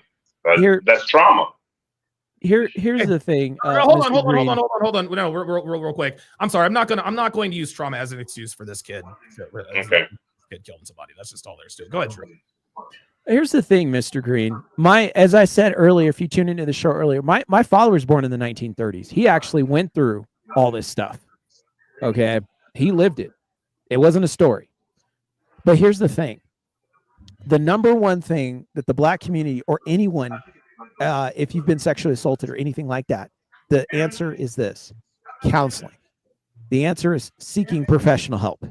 The answer is putting the work on yourself, improving yourself, growing yourself. You have to put all that into play. We all go through life with problems and issues and things that can come up, some of them worse than others. But when you seek professional help and learn better tactics, better ways on how to conduct yourself and how to heal from that, that's really the thing that you really need to look at.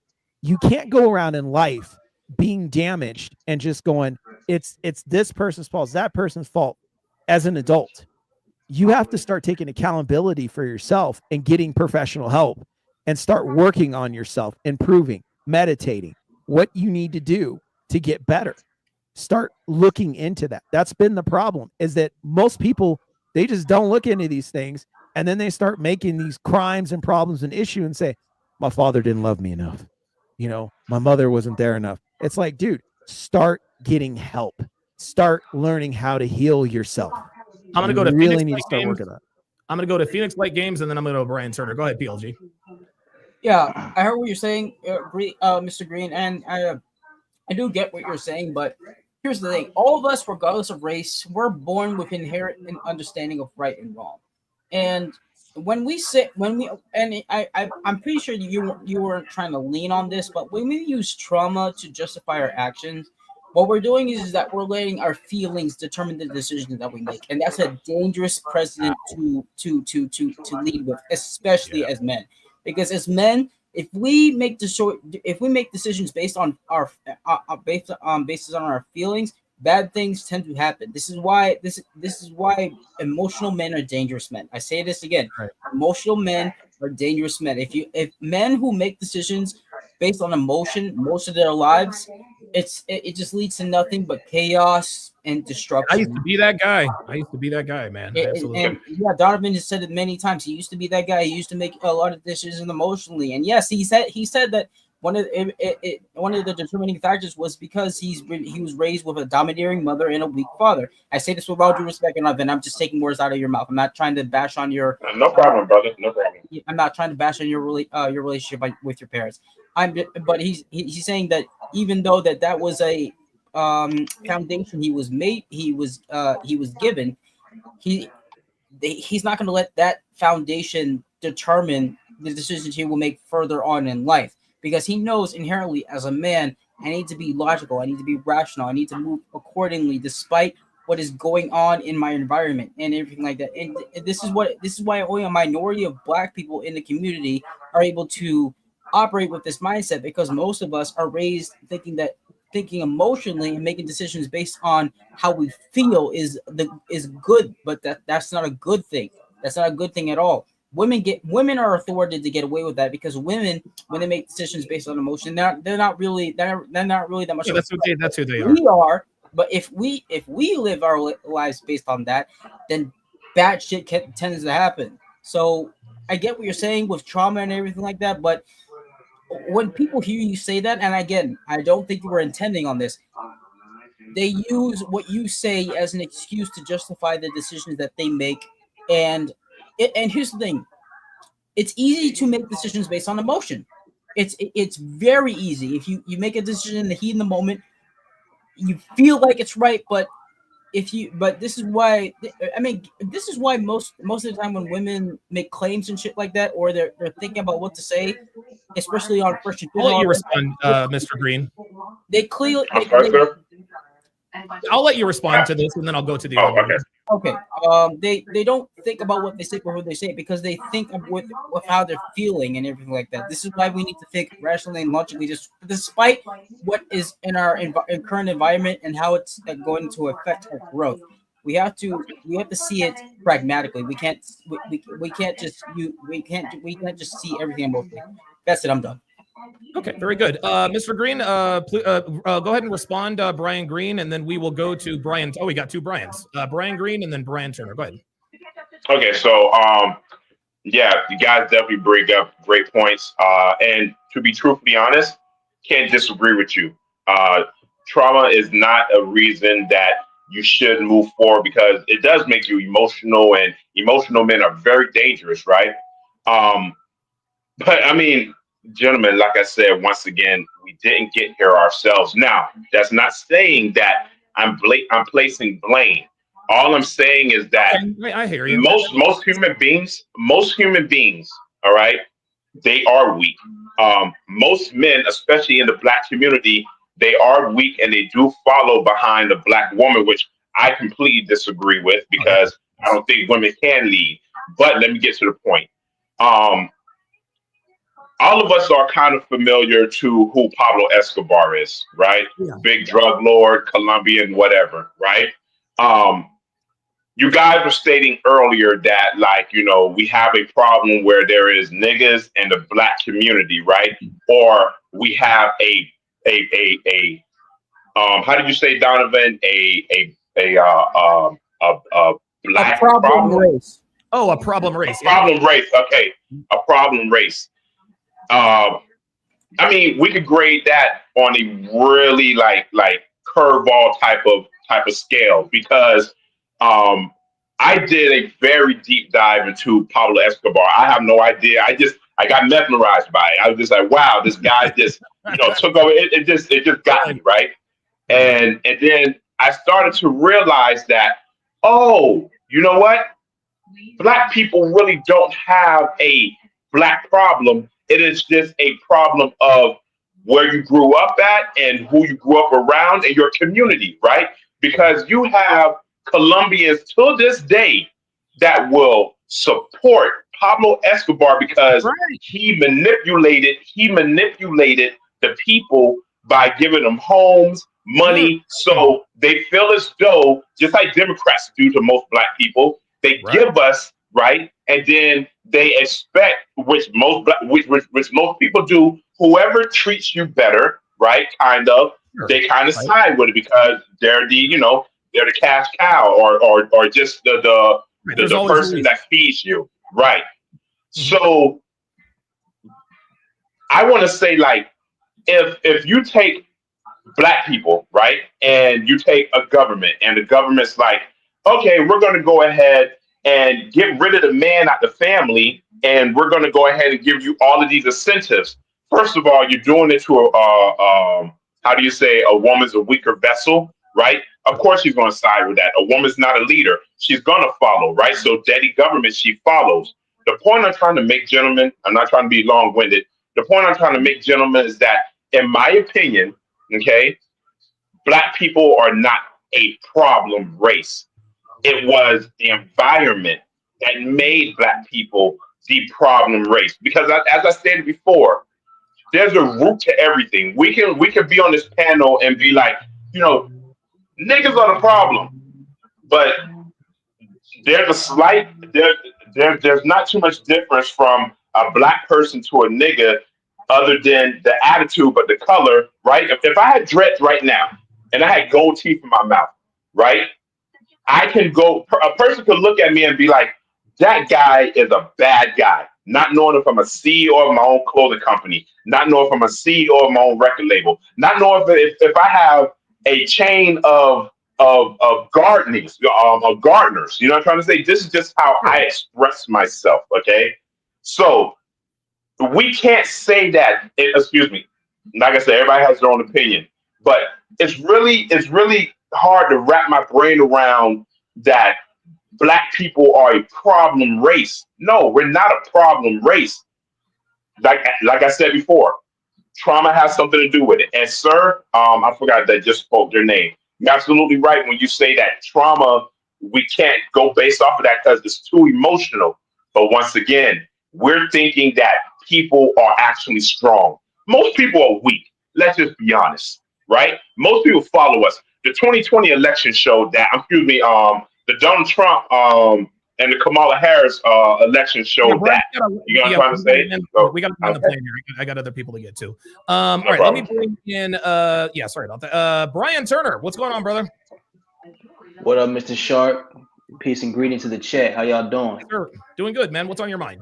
Well, first off, man, shout out to y'all. This is a very mature chat. I'll try to stay away from the internet as much as possible because a lot of hostility. Good idea. And it's a lot of lack of maturity on either side, in my opinion. But first things first, I want to just say this. My heart goes out to the sides of both families, mainly because for one, Austin's family seems like very nice people. They seem like very relatable people. And although Mr. Anthony is the person in question who is he is the person who committed the crime. As I mentioned to you before, the last time I was up here, he's from my city. I'm from Baton Rouge as well. Karmelo is originally he's from a little section of Baton Rouge, if you're familiar with the area, called Valley Park. Okay. He grew up in Valley Park. That's north central Baton Rouge, down the road from College Drive and LSU. Right. So this is a young man who grew up in what you consider a bad area. I'm from South Baton Rouge. I'm from the New Orleans area, but I grew up in South Baton Rouge. You're in Little Boosie. That's a Little Boosie territory, bro. Somewhat. I grew up on the other side. Side. But first things first, man. Let me just say this. I love the points being made, but let's get cut and dry right quick, because I think the issue we having on both sides is, and this is not to step on nobody's toes, but the issue we're having on both sides, you got too much lagniappe, too much extra. I don't need to hear about what happened in the 1930s. I don't need to hear about what happened 90 years ago. I don't even need to hear about how trauma affects us. At the end of the day, Mr. Sharp, you've been incarcerated before, right? I have. Man, if you go before a prosecutor and you give them a sob story, know what happens? You go to jail. You go to prison. Right. So let's just keep it. And like I said before, man, I'm a black man from the urban community. You ain't seen it all, done it all, been through it all. Okay. So I'm coming from you from a perspective of a person who understands the plight of people from both an educated standpoint and an urban standpoint. Right. Okay. So for example, and not to be long-winded, the last gentleman who was up here, I wouldn't mind, I wouldn't mind having a conversation with the last gentleman who got into it, because I believe I could reach him on a mature basis. And I believe I can go by bullet point to bullet point on this case specifically of why I don't think Mr. Anthony can beat this case and why I believe he needs to be held accountable. And I think, look, I think it, well, and I don't, you're not talking about Brian Green. I think you're talking about the other. The other guy. Oh, okay. I thought you were. Yeah. I'm not talking about. Shout out to Mr. Green. Mr. Green seems like an awesome. Yeah. Man. But the other guy, and also Valgo, I don't even know, dude. But I guarantee you, outside of this, me and him are gonna have a sit down about this. We get a not only mature conversation, man. Me and dude might even be friends outside of this. I don't know. I mean, you're right. You don't know. And I will say this. Devin actually said something to me this morning about the whole Carmelo Anthony thing. She said to me, she's like, if this kid, and I agree, she said, if this kid's lawyer just goes before the judge and says, look, man, or even goes before the jury and says, look, guys, I know what I did was wrong. I'm just going to throw myself on the mercy of the court. Because we say all the time, a person's legacy should never be defined by their worst moment, right? We've all made, like, now here's the thing. I'll say we've all made mistakes, but, none of us up here that I know of have killed anybody. I don't think, and people are getting, they get overly emotional. Throw him to the gallows. He should never see the light of day again. I don't believe that. I think he definitely needs to be held accountable for his actions. But by the same token, if he showed some sort of remorse or if he showed some sort of something, he's not even, dude, he's still a teenager. He'll probably be charged as an adult. I could see people being a little bit sympathetic of it. Yeah, but the powers that be, the whole community is like all he's seeing is people advocating for what he did. So the likelihood, here's the thing, I get what you're saying, Donovan, but the likelihood of him actually showing remorse or showing regret for his actions, concerning that the community at large is celebrating it. I mean, they're making T-shirts for him. They're making T-shirts for him. So they want justice for Karmelo, yet he's not the one pushing up Daisy 6 feet under. Who wanted to go? Who had something to say? Somebody else had their hand raised. Well, I was gonna finish up, and then I was. Go ahead. Go ahead. I was gonna finish up. So, like I said before, as far as people trying to justify this, unfortunately, thinking like a prosecutor and thinking like someone who's trying to paint a picture why this whole thing's wrong. So first things first, just him bringing the weapon to the school event. It may not be exactly school ground because I know one went to Centennial, the other one went to Memorial. Those are two 5A high schools in Frisco in Collin County, right? Okay. So here's the thing, man. The reason why this is set up to be a real bad play or real bad jokes on this, or a real bad thing on this part, unfortunately, it starts out bad because you're already bringing a weapon on campus. Now, here's the thing for those who are trying to justify this. Let me explain to you why it's a bad look for those trying to justify this, bro. If you can justify him bringing a weapon to a school event, we have to justify school shooters. We have to, just because we say, and people who are saying he was allegedly being bullied. All right, let me keep it all the way 100 with everyone here. Okay. If being bullied is a justification for bringing a weapon to school, then we gotta justify every tragic school shooting. We just had a shooting in West Baton Rouge and Port Allen just 2 years ago, right? Really? We had a shooting at a football game that claimed the lives of 2 people. It happened in Port Allen, Louisiana. Wow. Up in West Baton Rouge Parish. If you can justify somebody bringing a weapon, we need to stop crying about school shootings. So already, like I said, that's already a dose of hypocrisy that needs to be understood. And then number 2, the most annoying thing I've been seeing on social media is these fake athletes. All these, I ran track. I know how the rules. Bro, him being under the tent is really irrelevant. I don't care about that. The fact is, it wasn't even about the rain. It was about the fact that if this is not only an opposing team, if you've been having issues with the young man Metcalf, why are you in his grill? Why are you in his face? And if you know that every time, it's already been established, you didn't know him, that already throws us into a conundrum. But for those who keep saying that, because these are people who may not be not to insult nobody, these are people come from a lack of maturity. If you have a weapon on you, you already illegally brought it to a school event. Follow along with me right now. Okay. You are already saying, regardless of me and him having an issue, I'm still not only going to sit in proximity of him. I understand that I have this weapon for the reason of potentially using it on him, regardless of the situation goes. So I'm just spinning to you because I have family members and I myself am very familiar with the law, but I'm not going to be long-winded. This honestly, I don't intend to talk about this too much more because honestly, you can't argue with people already have their mindset, but I wouldn't mind sitting down with somebody with maturity and clarity to talk about why, bullet point by bullet point, why this whole thing just, not only not making any sense, the best thing for Mr. Anthony and his family to do is take a plea deal. Dude, real talk. Brian, thanks for chiming in. Dude, we got Jamie Herring in the house. Jamie, dude, what are your thoughts, brother? Welcome to the show, man. How you doing, Mr. Sharp? Doing good, man. Does somebody have their radio or TV on? If they can turn that off. Sorry, yeah, sure, no problem. Oh no, you're right. Yeah, just make sure to mute that. Go ahead, Jamie. You got it. Oh, we lost Jamie. We lost Jamie. Oh, wait a minute. All right. So there we go. Okay, we're back. King Life says the community makes it hard for Karmelo to get any sympathy. But for Karmelo to get the sympathy where it belongs, he has to ask the twin brother, the father, and the mother for forgiveness. Let me ask you guys a question, and let's go around the panel here because I don't want to be, how can I put this? Like, I don't want like, I'm not trying to say that I feel sorry for Carmelo Anthony. I'm not trying to say that at all. He's got to do the time, but it's like is there any way, and this is strictly an opinion thing, is there any way for Carmelo Anthony to redeem himself in this case? I'll start with good Lord, man, I'll start with Drew. What do you think? Okay, the only way that I see that he could really redeem himself is he would have to step away from his parents.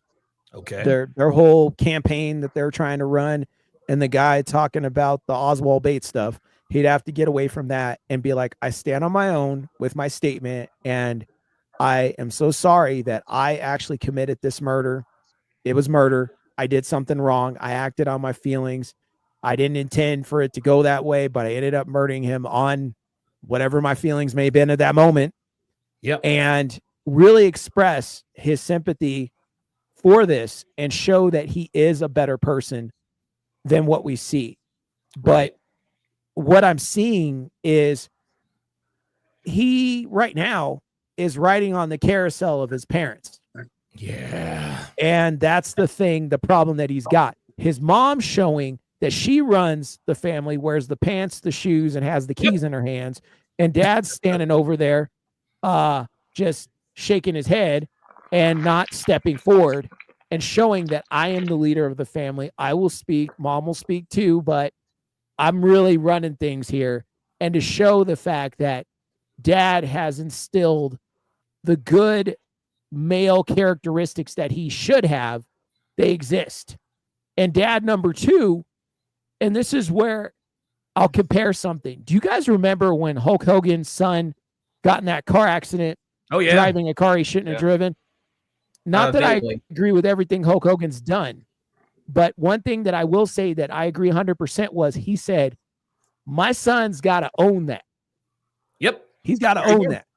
There you go. He's got to own it. And that's what this dad needs to do. He needs to say, you know what? He messed up. I love my son, but guess what? My son screwed up. He's got to own it. Like my father told me, if you ended up in jail and it's not clear cut through, you're on your own and you're going to take it. Yeah, and that's just what it is. And that's what a man does. That's what the father should have been teaching him. So his mother's standing up there going, my 13-year-old daughter, and doing the whole thing is telling me exactly, Donovan, right there, that she runs the show and she has been raising him. That's what I'm getting to. She has been raising him. Not only dad has been standing back. Listen, and his actions prove that, and their decision to hire Dominique Alexander.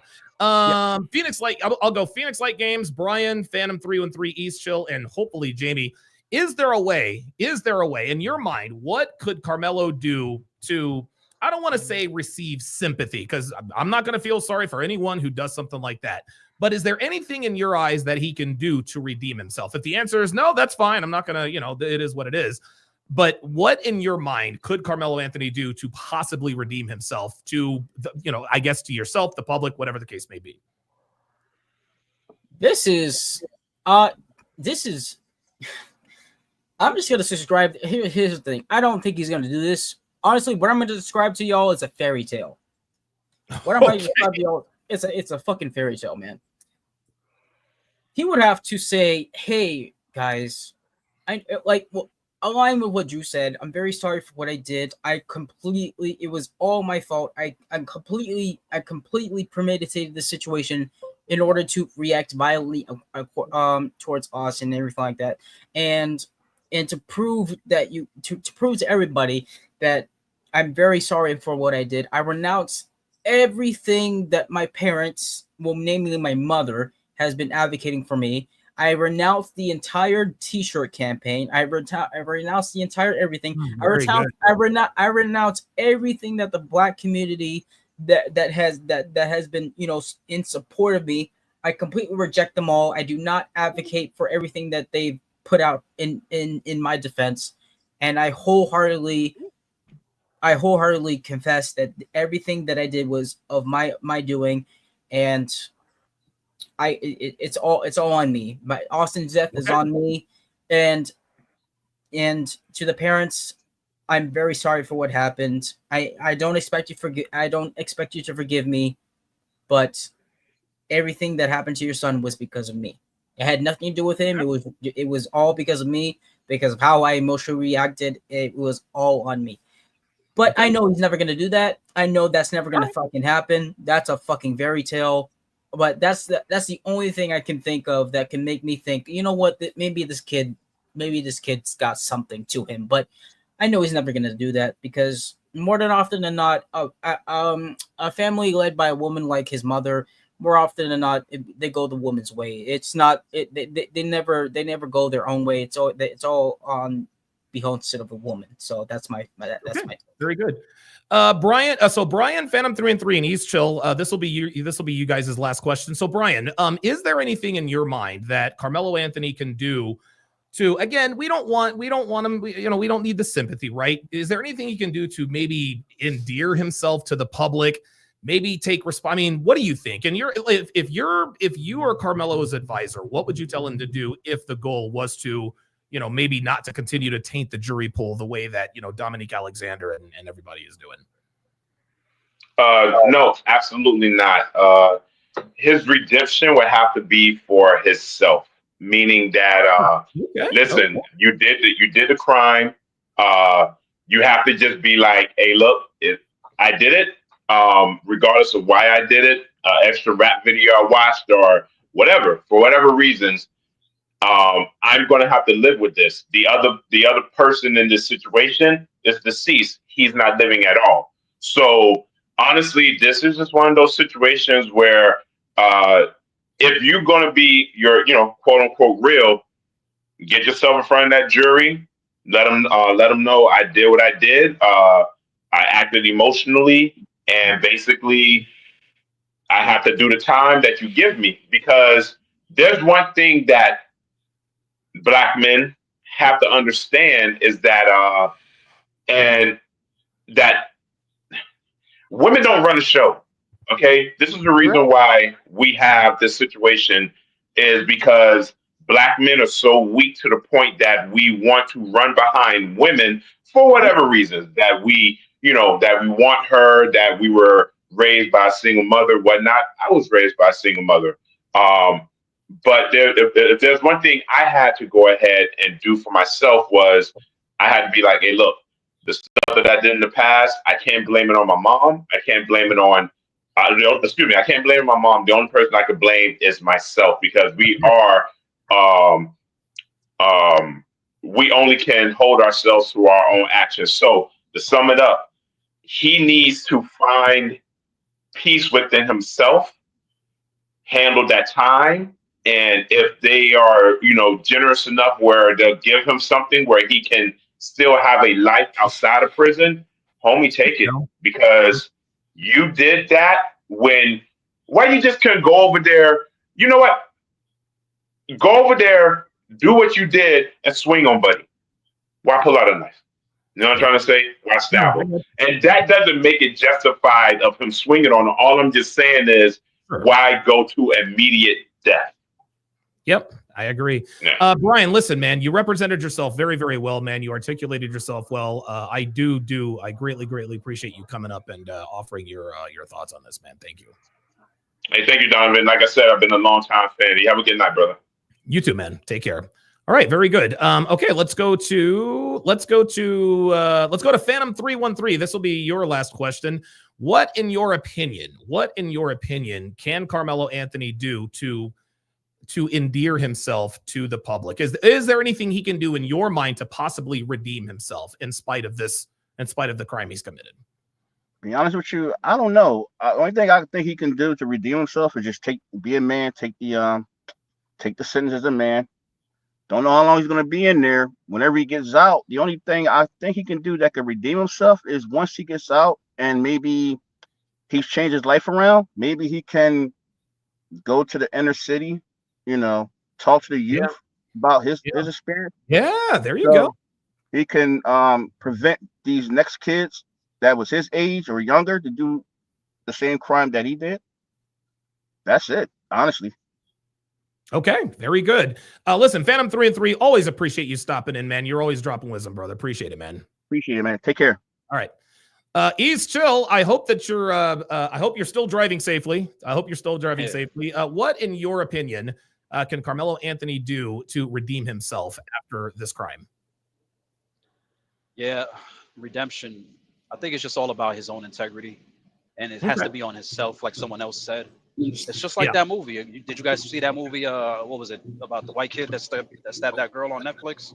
Yeah.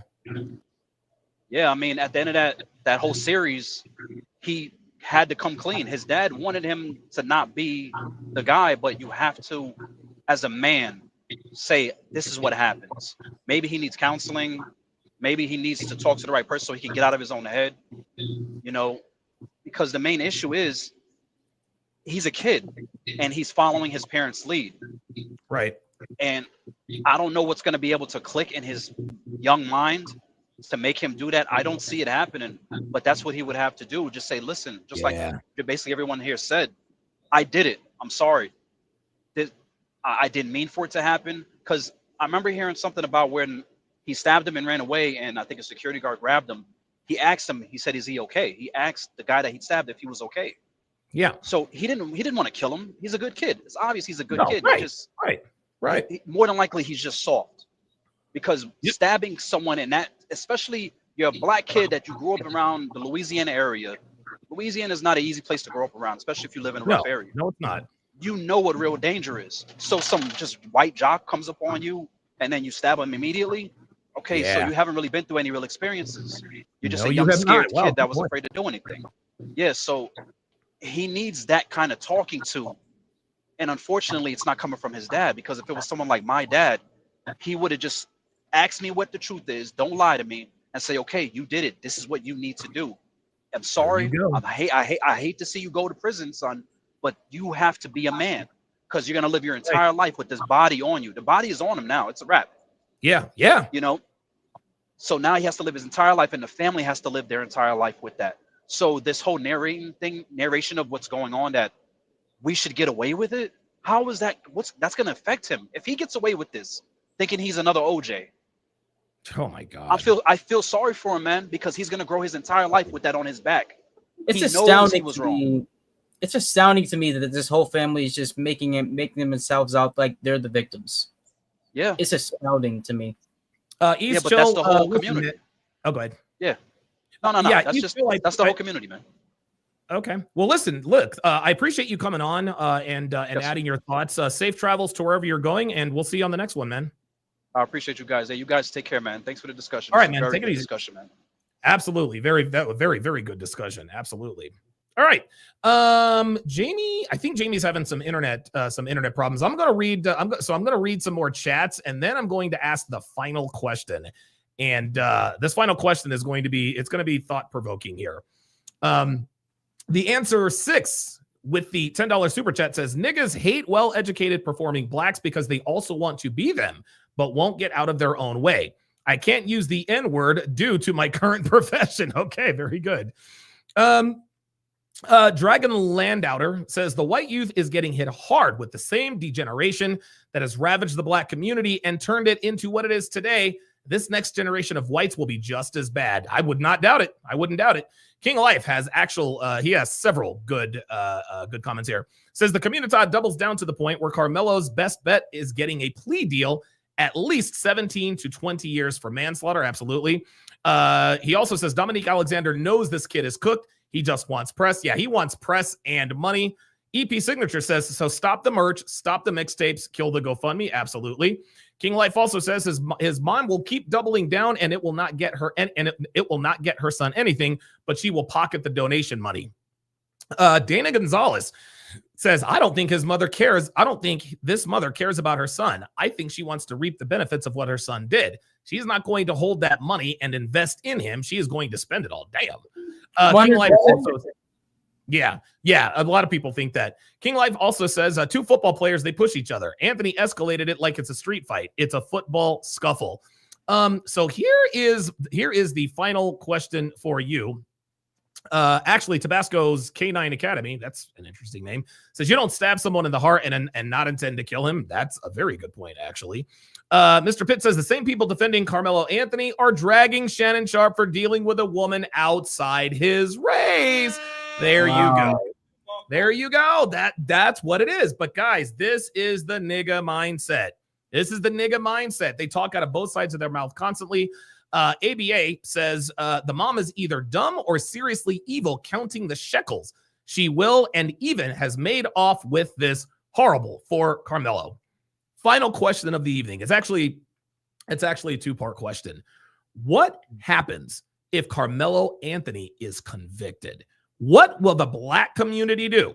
What will the black community do? How will they respond if Carmelo Anthony is convicted?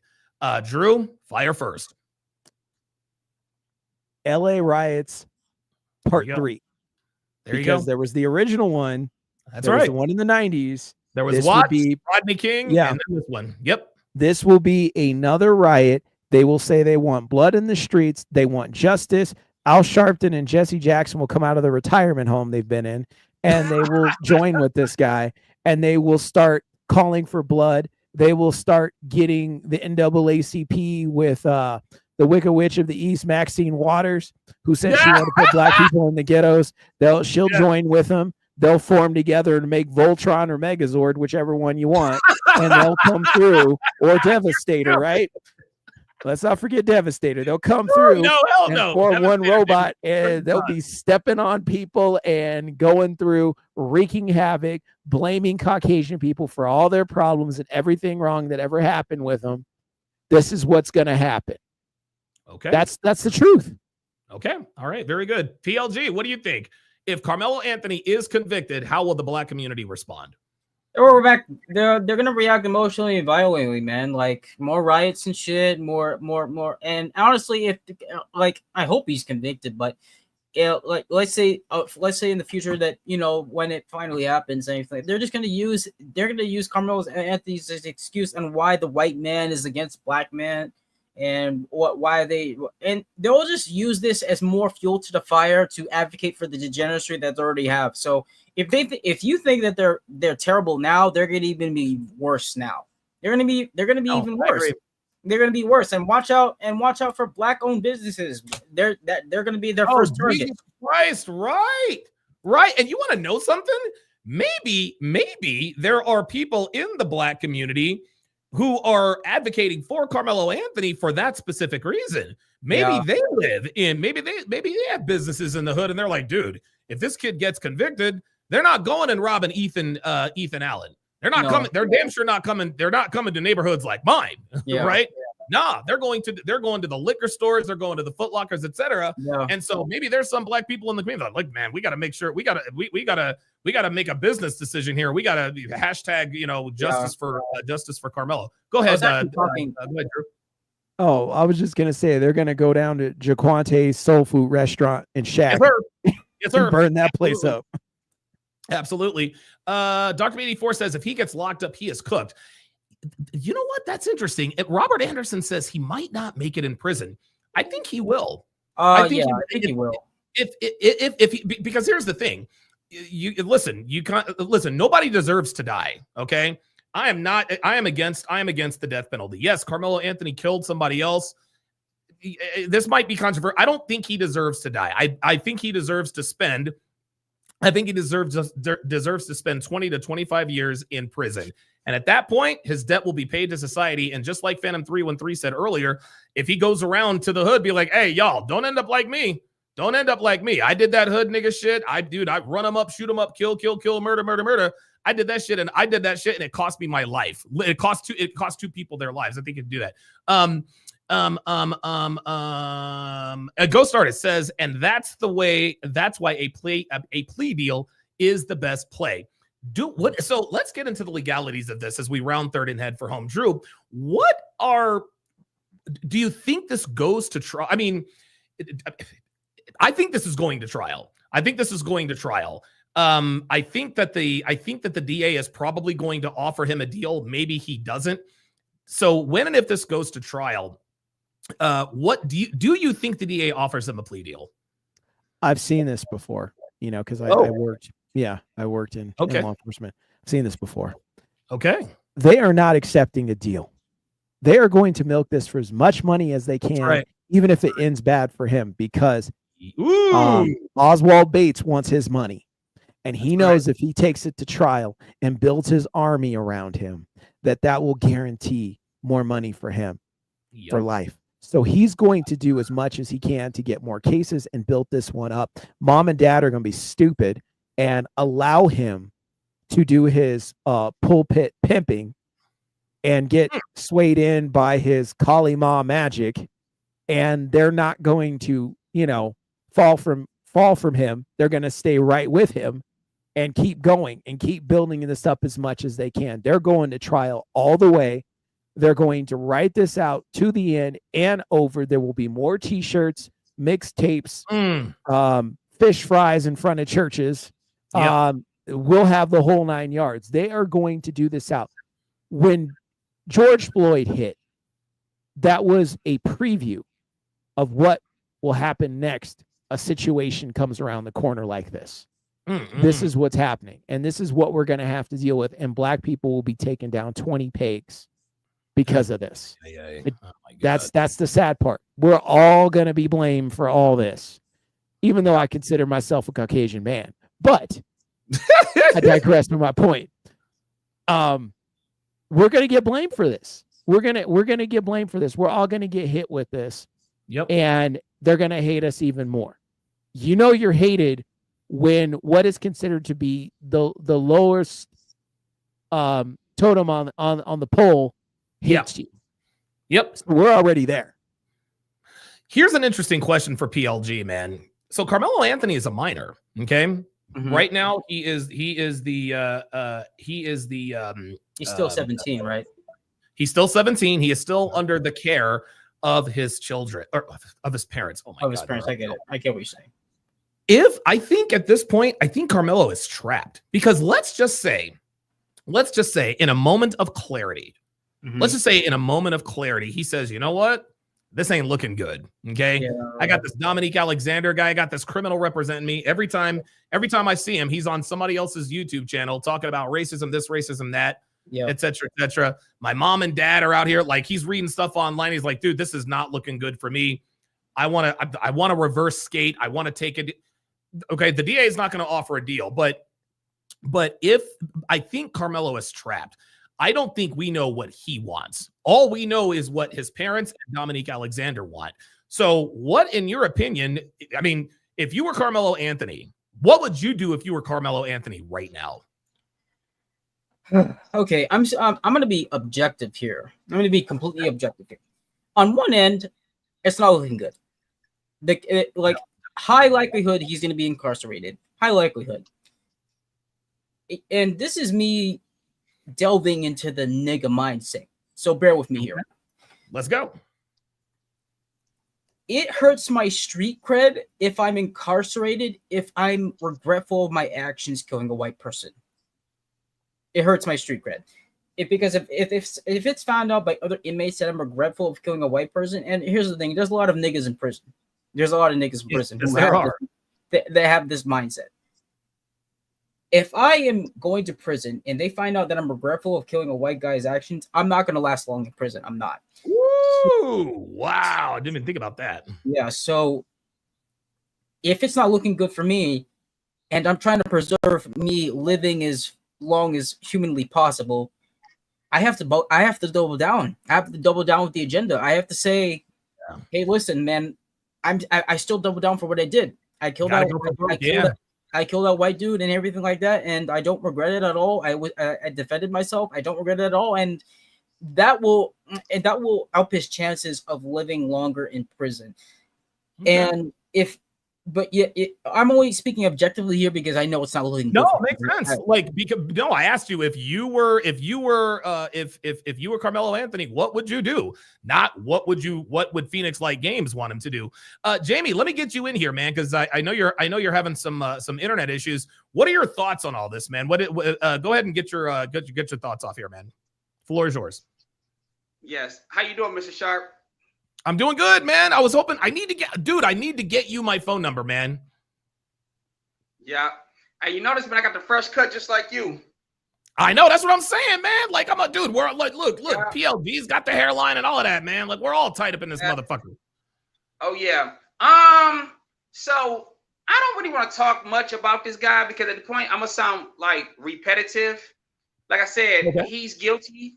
I believe he deserves 20, 25 years in prison, and that's all I have to say. Like, he's guilty as charged for the crime that he committed against his boy. So, but I'm gonna say something. I had a slight disagreement with one of the gentlemen on the panel. Okay. One of you guys had mentioned Dwayne "The Rock" Johnson earlier, correct? That was me. Yeah. Oh yeah, that was Drew. Yeah. Okay. So, do you believe Dwayne "The Rock" Johnson is black? Yes, I do. Why do you believe that he's black? Well, his father was. Isn't that part of him? So he's part of his mother, part of his father. So do we? Okay, my bad. You have anything else you want to say, sir? Oh, I was just gonna say. So do we kick him out because the mom is from the Samoa Islands and dad is black, so he goes nowhere? He's not embraced or accepted by us. Okay, I have a different perspective on that, and I'm going to respectfully disagree with you, and I'm going to tell you why I disagree with you.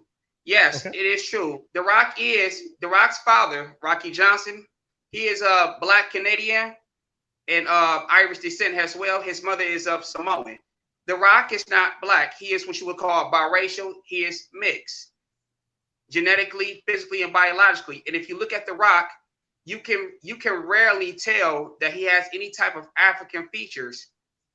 He looks like a Samoan version of his father, but you can tell that he has a lot of Samoan in him, but he will be considered biracial mix because his mother's Samoan. And the reason I say that, sir, is because The Rock has a right to embrace his Samoan culture, his Samoan heritage, and his Samoan bloodline, as well as his father's side of the family. Now, to agree with what you're saying, he should embrace his African heritage as well, because his father was the one who trained him to be a wrestler.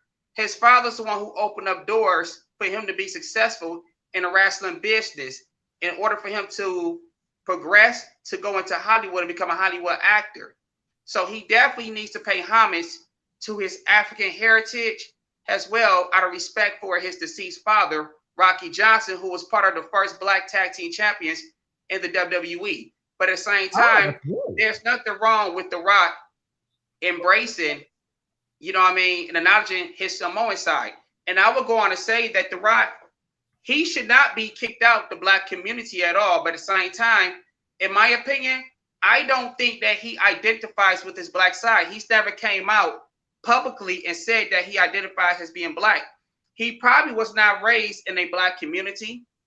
His father probably was not raised, he probably did not raise him in a black community because his father's from Canada. And I believe his father moved to somewhere in Florida. And that's probably where The Rock had lived, you know, during his childhood, his teenage years.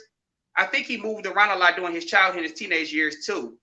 But I definitely believe that he probably was raised a lot by his mother and his Samoan family as well. So as a biracial person, he should embrace and learn of both of his heritage on both sides of the family.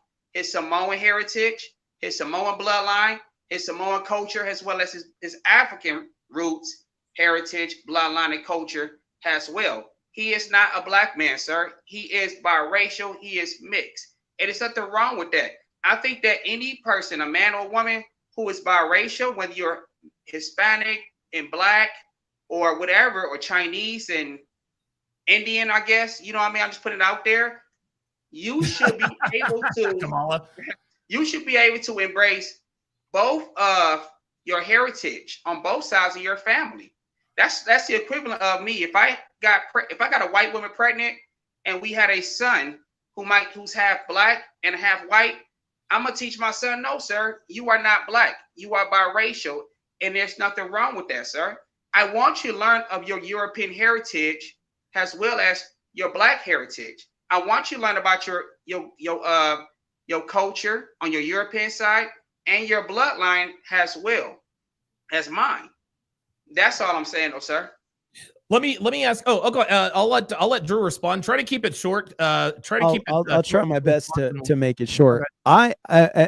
I appreciate what you had to say, and I do have an answer for you. The Rock had a problem with his father. Yes, Rocky Johnson did train him, but his father has whole other families. Do you know that he has, like, I think it's 9 or 10 siblings because Rocky Johnson cheated on his mom all the time.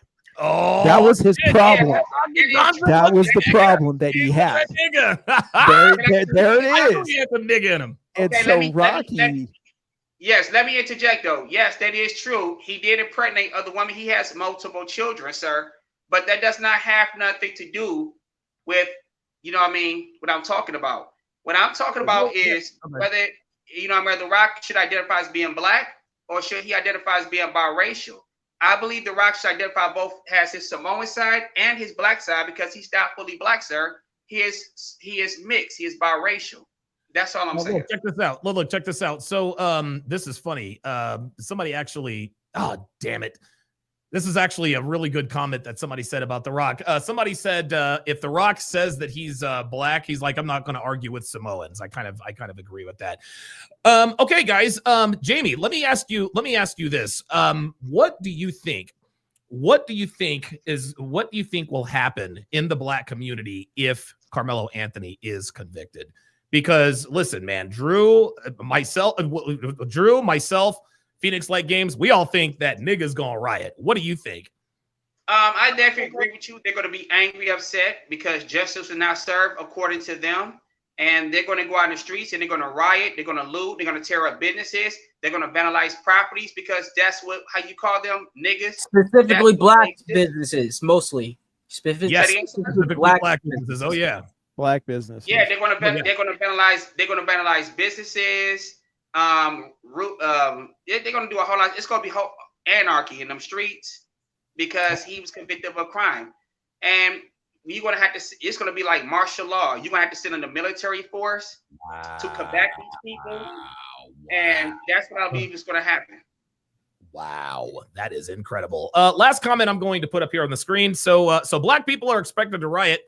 What did the LA riots get us? But we kill each other in droves and barely any noise. If Austin Metcalf was black, no one would care. Oh, one more thing, Donovan, I want to say. Oh, yeah, go ahead. Yeah, one thing I wanted to add when I made my point. Oh, Carmelo Anthony is going to have to realize that his mom, everything that he's doing is not helping him. Right. But he does. What does he do? Like, what does he do when he's like, oh, shit, this is not, like, what's he going to do? Yeah, like he has like, I don't see a way out for him. And yeah, I'm not like hoping he has a way out. Like he should be held accountable for his actions. But I'm thinking of every possible thing in my head for the last few minutes. But all I can think about is like this dude is gonna have to like come to terms with what he's got and just make decisions in order to prolong his life, honestly. And he's gonna have to realize, he's gonna have to look for something to prolong his life, because that's all he can do at this point. And it's a survival thing now. Yes, it's a survival thing now, and he is gonna have to realize that his mother is not his best friend in this situation. She is his greatest enemy, because everything that he's doing is just making things worse for him. And it's a shame that most black men in society, they don't realize that and here's the thing. Most of the time, they don't realize their mothers are their worst enemy. They don't understand that. Woo, man, you ain't kidding. Holy moly! Look, we've always said, and I want to add to what the gentleman just said. Though I definitely agree with him. A lot of black mothers, they are their own worst enemies. That's right. For black men, because I'm the perfect example of that. Me and my mother, she's deceased. May she rest in peace. And I love her. I miss her to death. Me and my mother did not have a close relationship growing up, and even to this day, I still have some type of anger, animosity, and resentment towards her because of the way she raised me. And even when it came to her disciplining me, it was more abuse than more discipline, right? Oh, man, and she's a very, very irrational person in her way of thinking at times. I don't know what kind of upbringing she had growing up and how it affected her with trauma or something like that, though. Black men being influenced by their mothers is not always a good thing when they're very irrational in their way of thinking. At the end of the day, this boy this black boy has to be accountable for what he did to that white boy. Yeah, I don't care what nobody say. He is guilty as charged for the crime he committed. Okay. Let me tell you something, guys. Like, let me tell you something. Like your guys' stories. Like, let me tell you something. Like, it just makes me appreciative of my mom. Like here's the thing. My mother, she's a devout Catholic. She is, and she and my dad still married to this day, going strong. And trust me, they were both fantastic parents. But one thing my mom did that most black mothers will never do is that we used to go to church a lot on the weekends and everything like that. We used to go like every weekend, and you know what, shocker, I hated it. I hated going to church. I hated it. I'm sorry. I did. Especially as a kid. But then we started taking time off of church and only going a few times a year. And even though I said, oh yeah, in my mind I was like, yeah, this is great. I get to sleep in on Sundays. But I also wanted to ask my mom, because she was sad about it. I was like, Mom, why did you stop going to church as often as you did? And she told me, I remember this. I was 14.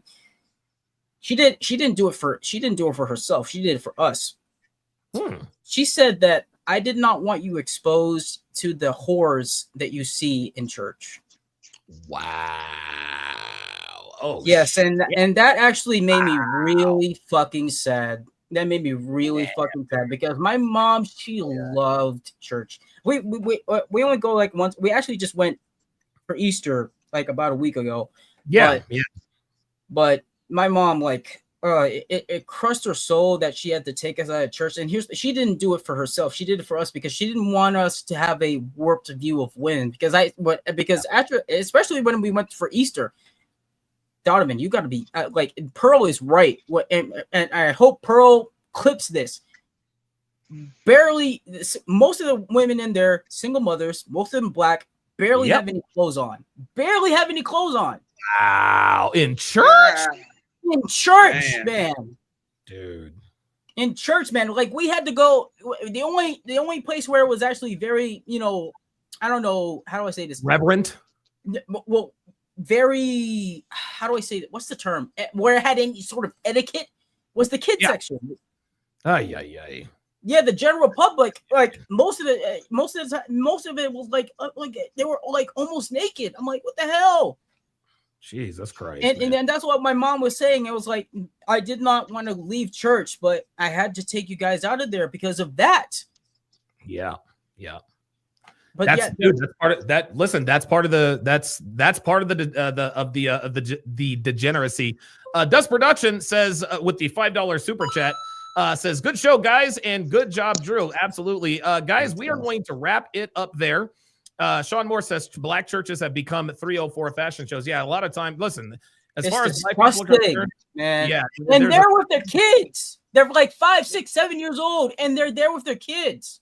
I can't even tell you how disgusting it is, man. Oh my God. Listen, there's a thin line between Saturday night and Sunday morning. Go ahead, Drew. I'll give you the last word. Mr. Sharp, I have a question for you, sir. Oh, I'm sorry. Go ahead, Jamie. Did you talk about the colorism issue? No, I was actually waiting. I was actually waiting for you, but we are going to do that next week. Okay, because my phone was acting up. I had to use my other phone, man, just to get on. No, that's all right. No, it's all good. But I really want to have a conversation. I definitely want to get these brothers' opinion about colorism in the black community, because that's one of the issues that I'm hearing on the internet. And I had a lot of things to discuss about colorism because, like I said, I'm pretty much done with Carmelo Anthony. Like I said, y'all know my stance. I think he's guilty. I hope he goes to prison. And I don't want to keep talking about it, but sure, there's so many other things that we need to be discussing when it comes to the this was sort of the maiden voyage. We just kind of wanted to get us like-minded people, we come together and maybe have some issues, like fix some of these issues. But colorism is a topic I really want to discuss with you guys. Okay. Well, we'll have to do that. We'll do that. I'll tell you what. Hit me up in the Discord so I can get your phone number, and we'll actually have 3 topics. The first topic will definitely be colorism, because that has really, really intensified. Sure. Yeah, and I want to say something a little bit. When I was growing up, I never saw colorism. I never knew it existed, because when I was coming up, dark-skinned people, light-skinned people, even if you were biracial or mixed, but you identify as being black socially, we always got along with each other, and there was conflict. It had nothing to do with the color of your skin. It had nothing to do with you just not getting along for other various reasons. But Right. When I got on the internet, I start hearing all these people talking about colorism and how dark-skinned people are victims of this colorism within the community. And really, the people who talk about it the most are dark-skinned Black women. They're the ones pointing their finger and being victims of colorism. And I know the reasons why they do that. But like I said, I will give you my answer, my responses when we had this topic of discussion. Okay, yeah, that will be the main topic of discussion next week. Phantom 313 says I definitely need to jump in next week for colorism. Yeah, you guys are gonna have to educate me on that. Guys, that is going to do it for this. That is going to do it for this, the first edition of the Real House Negroes of the so-called Black community. We are going to be right back here next week, same bat time, same bat channel. We'll see you guys soon. Peace out.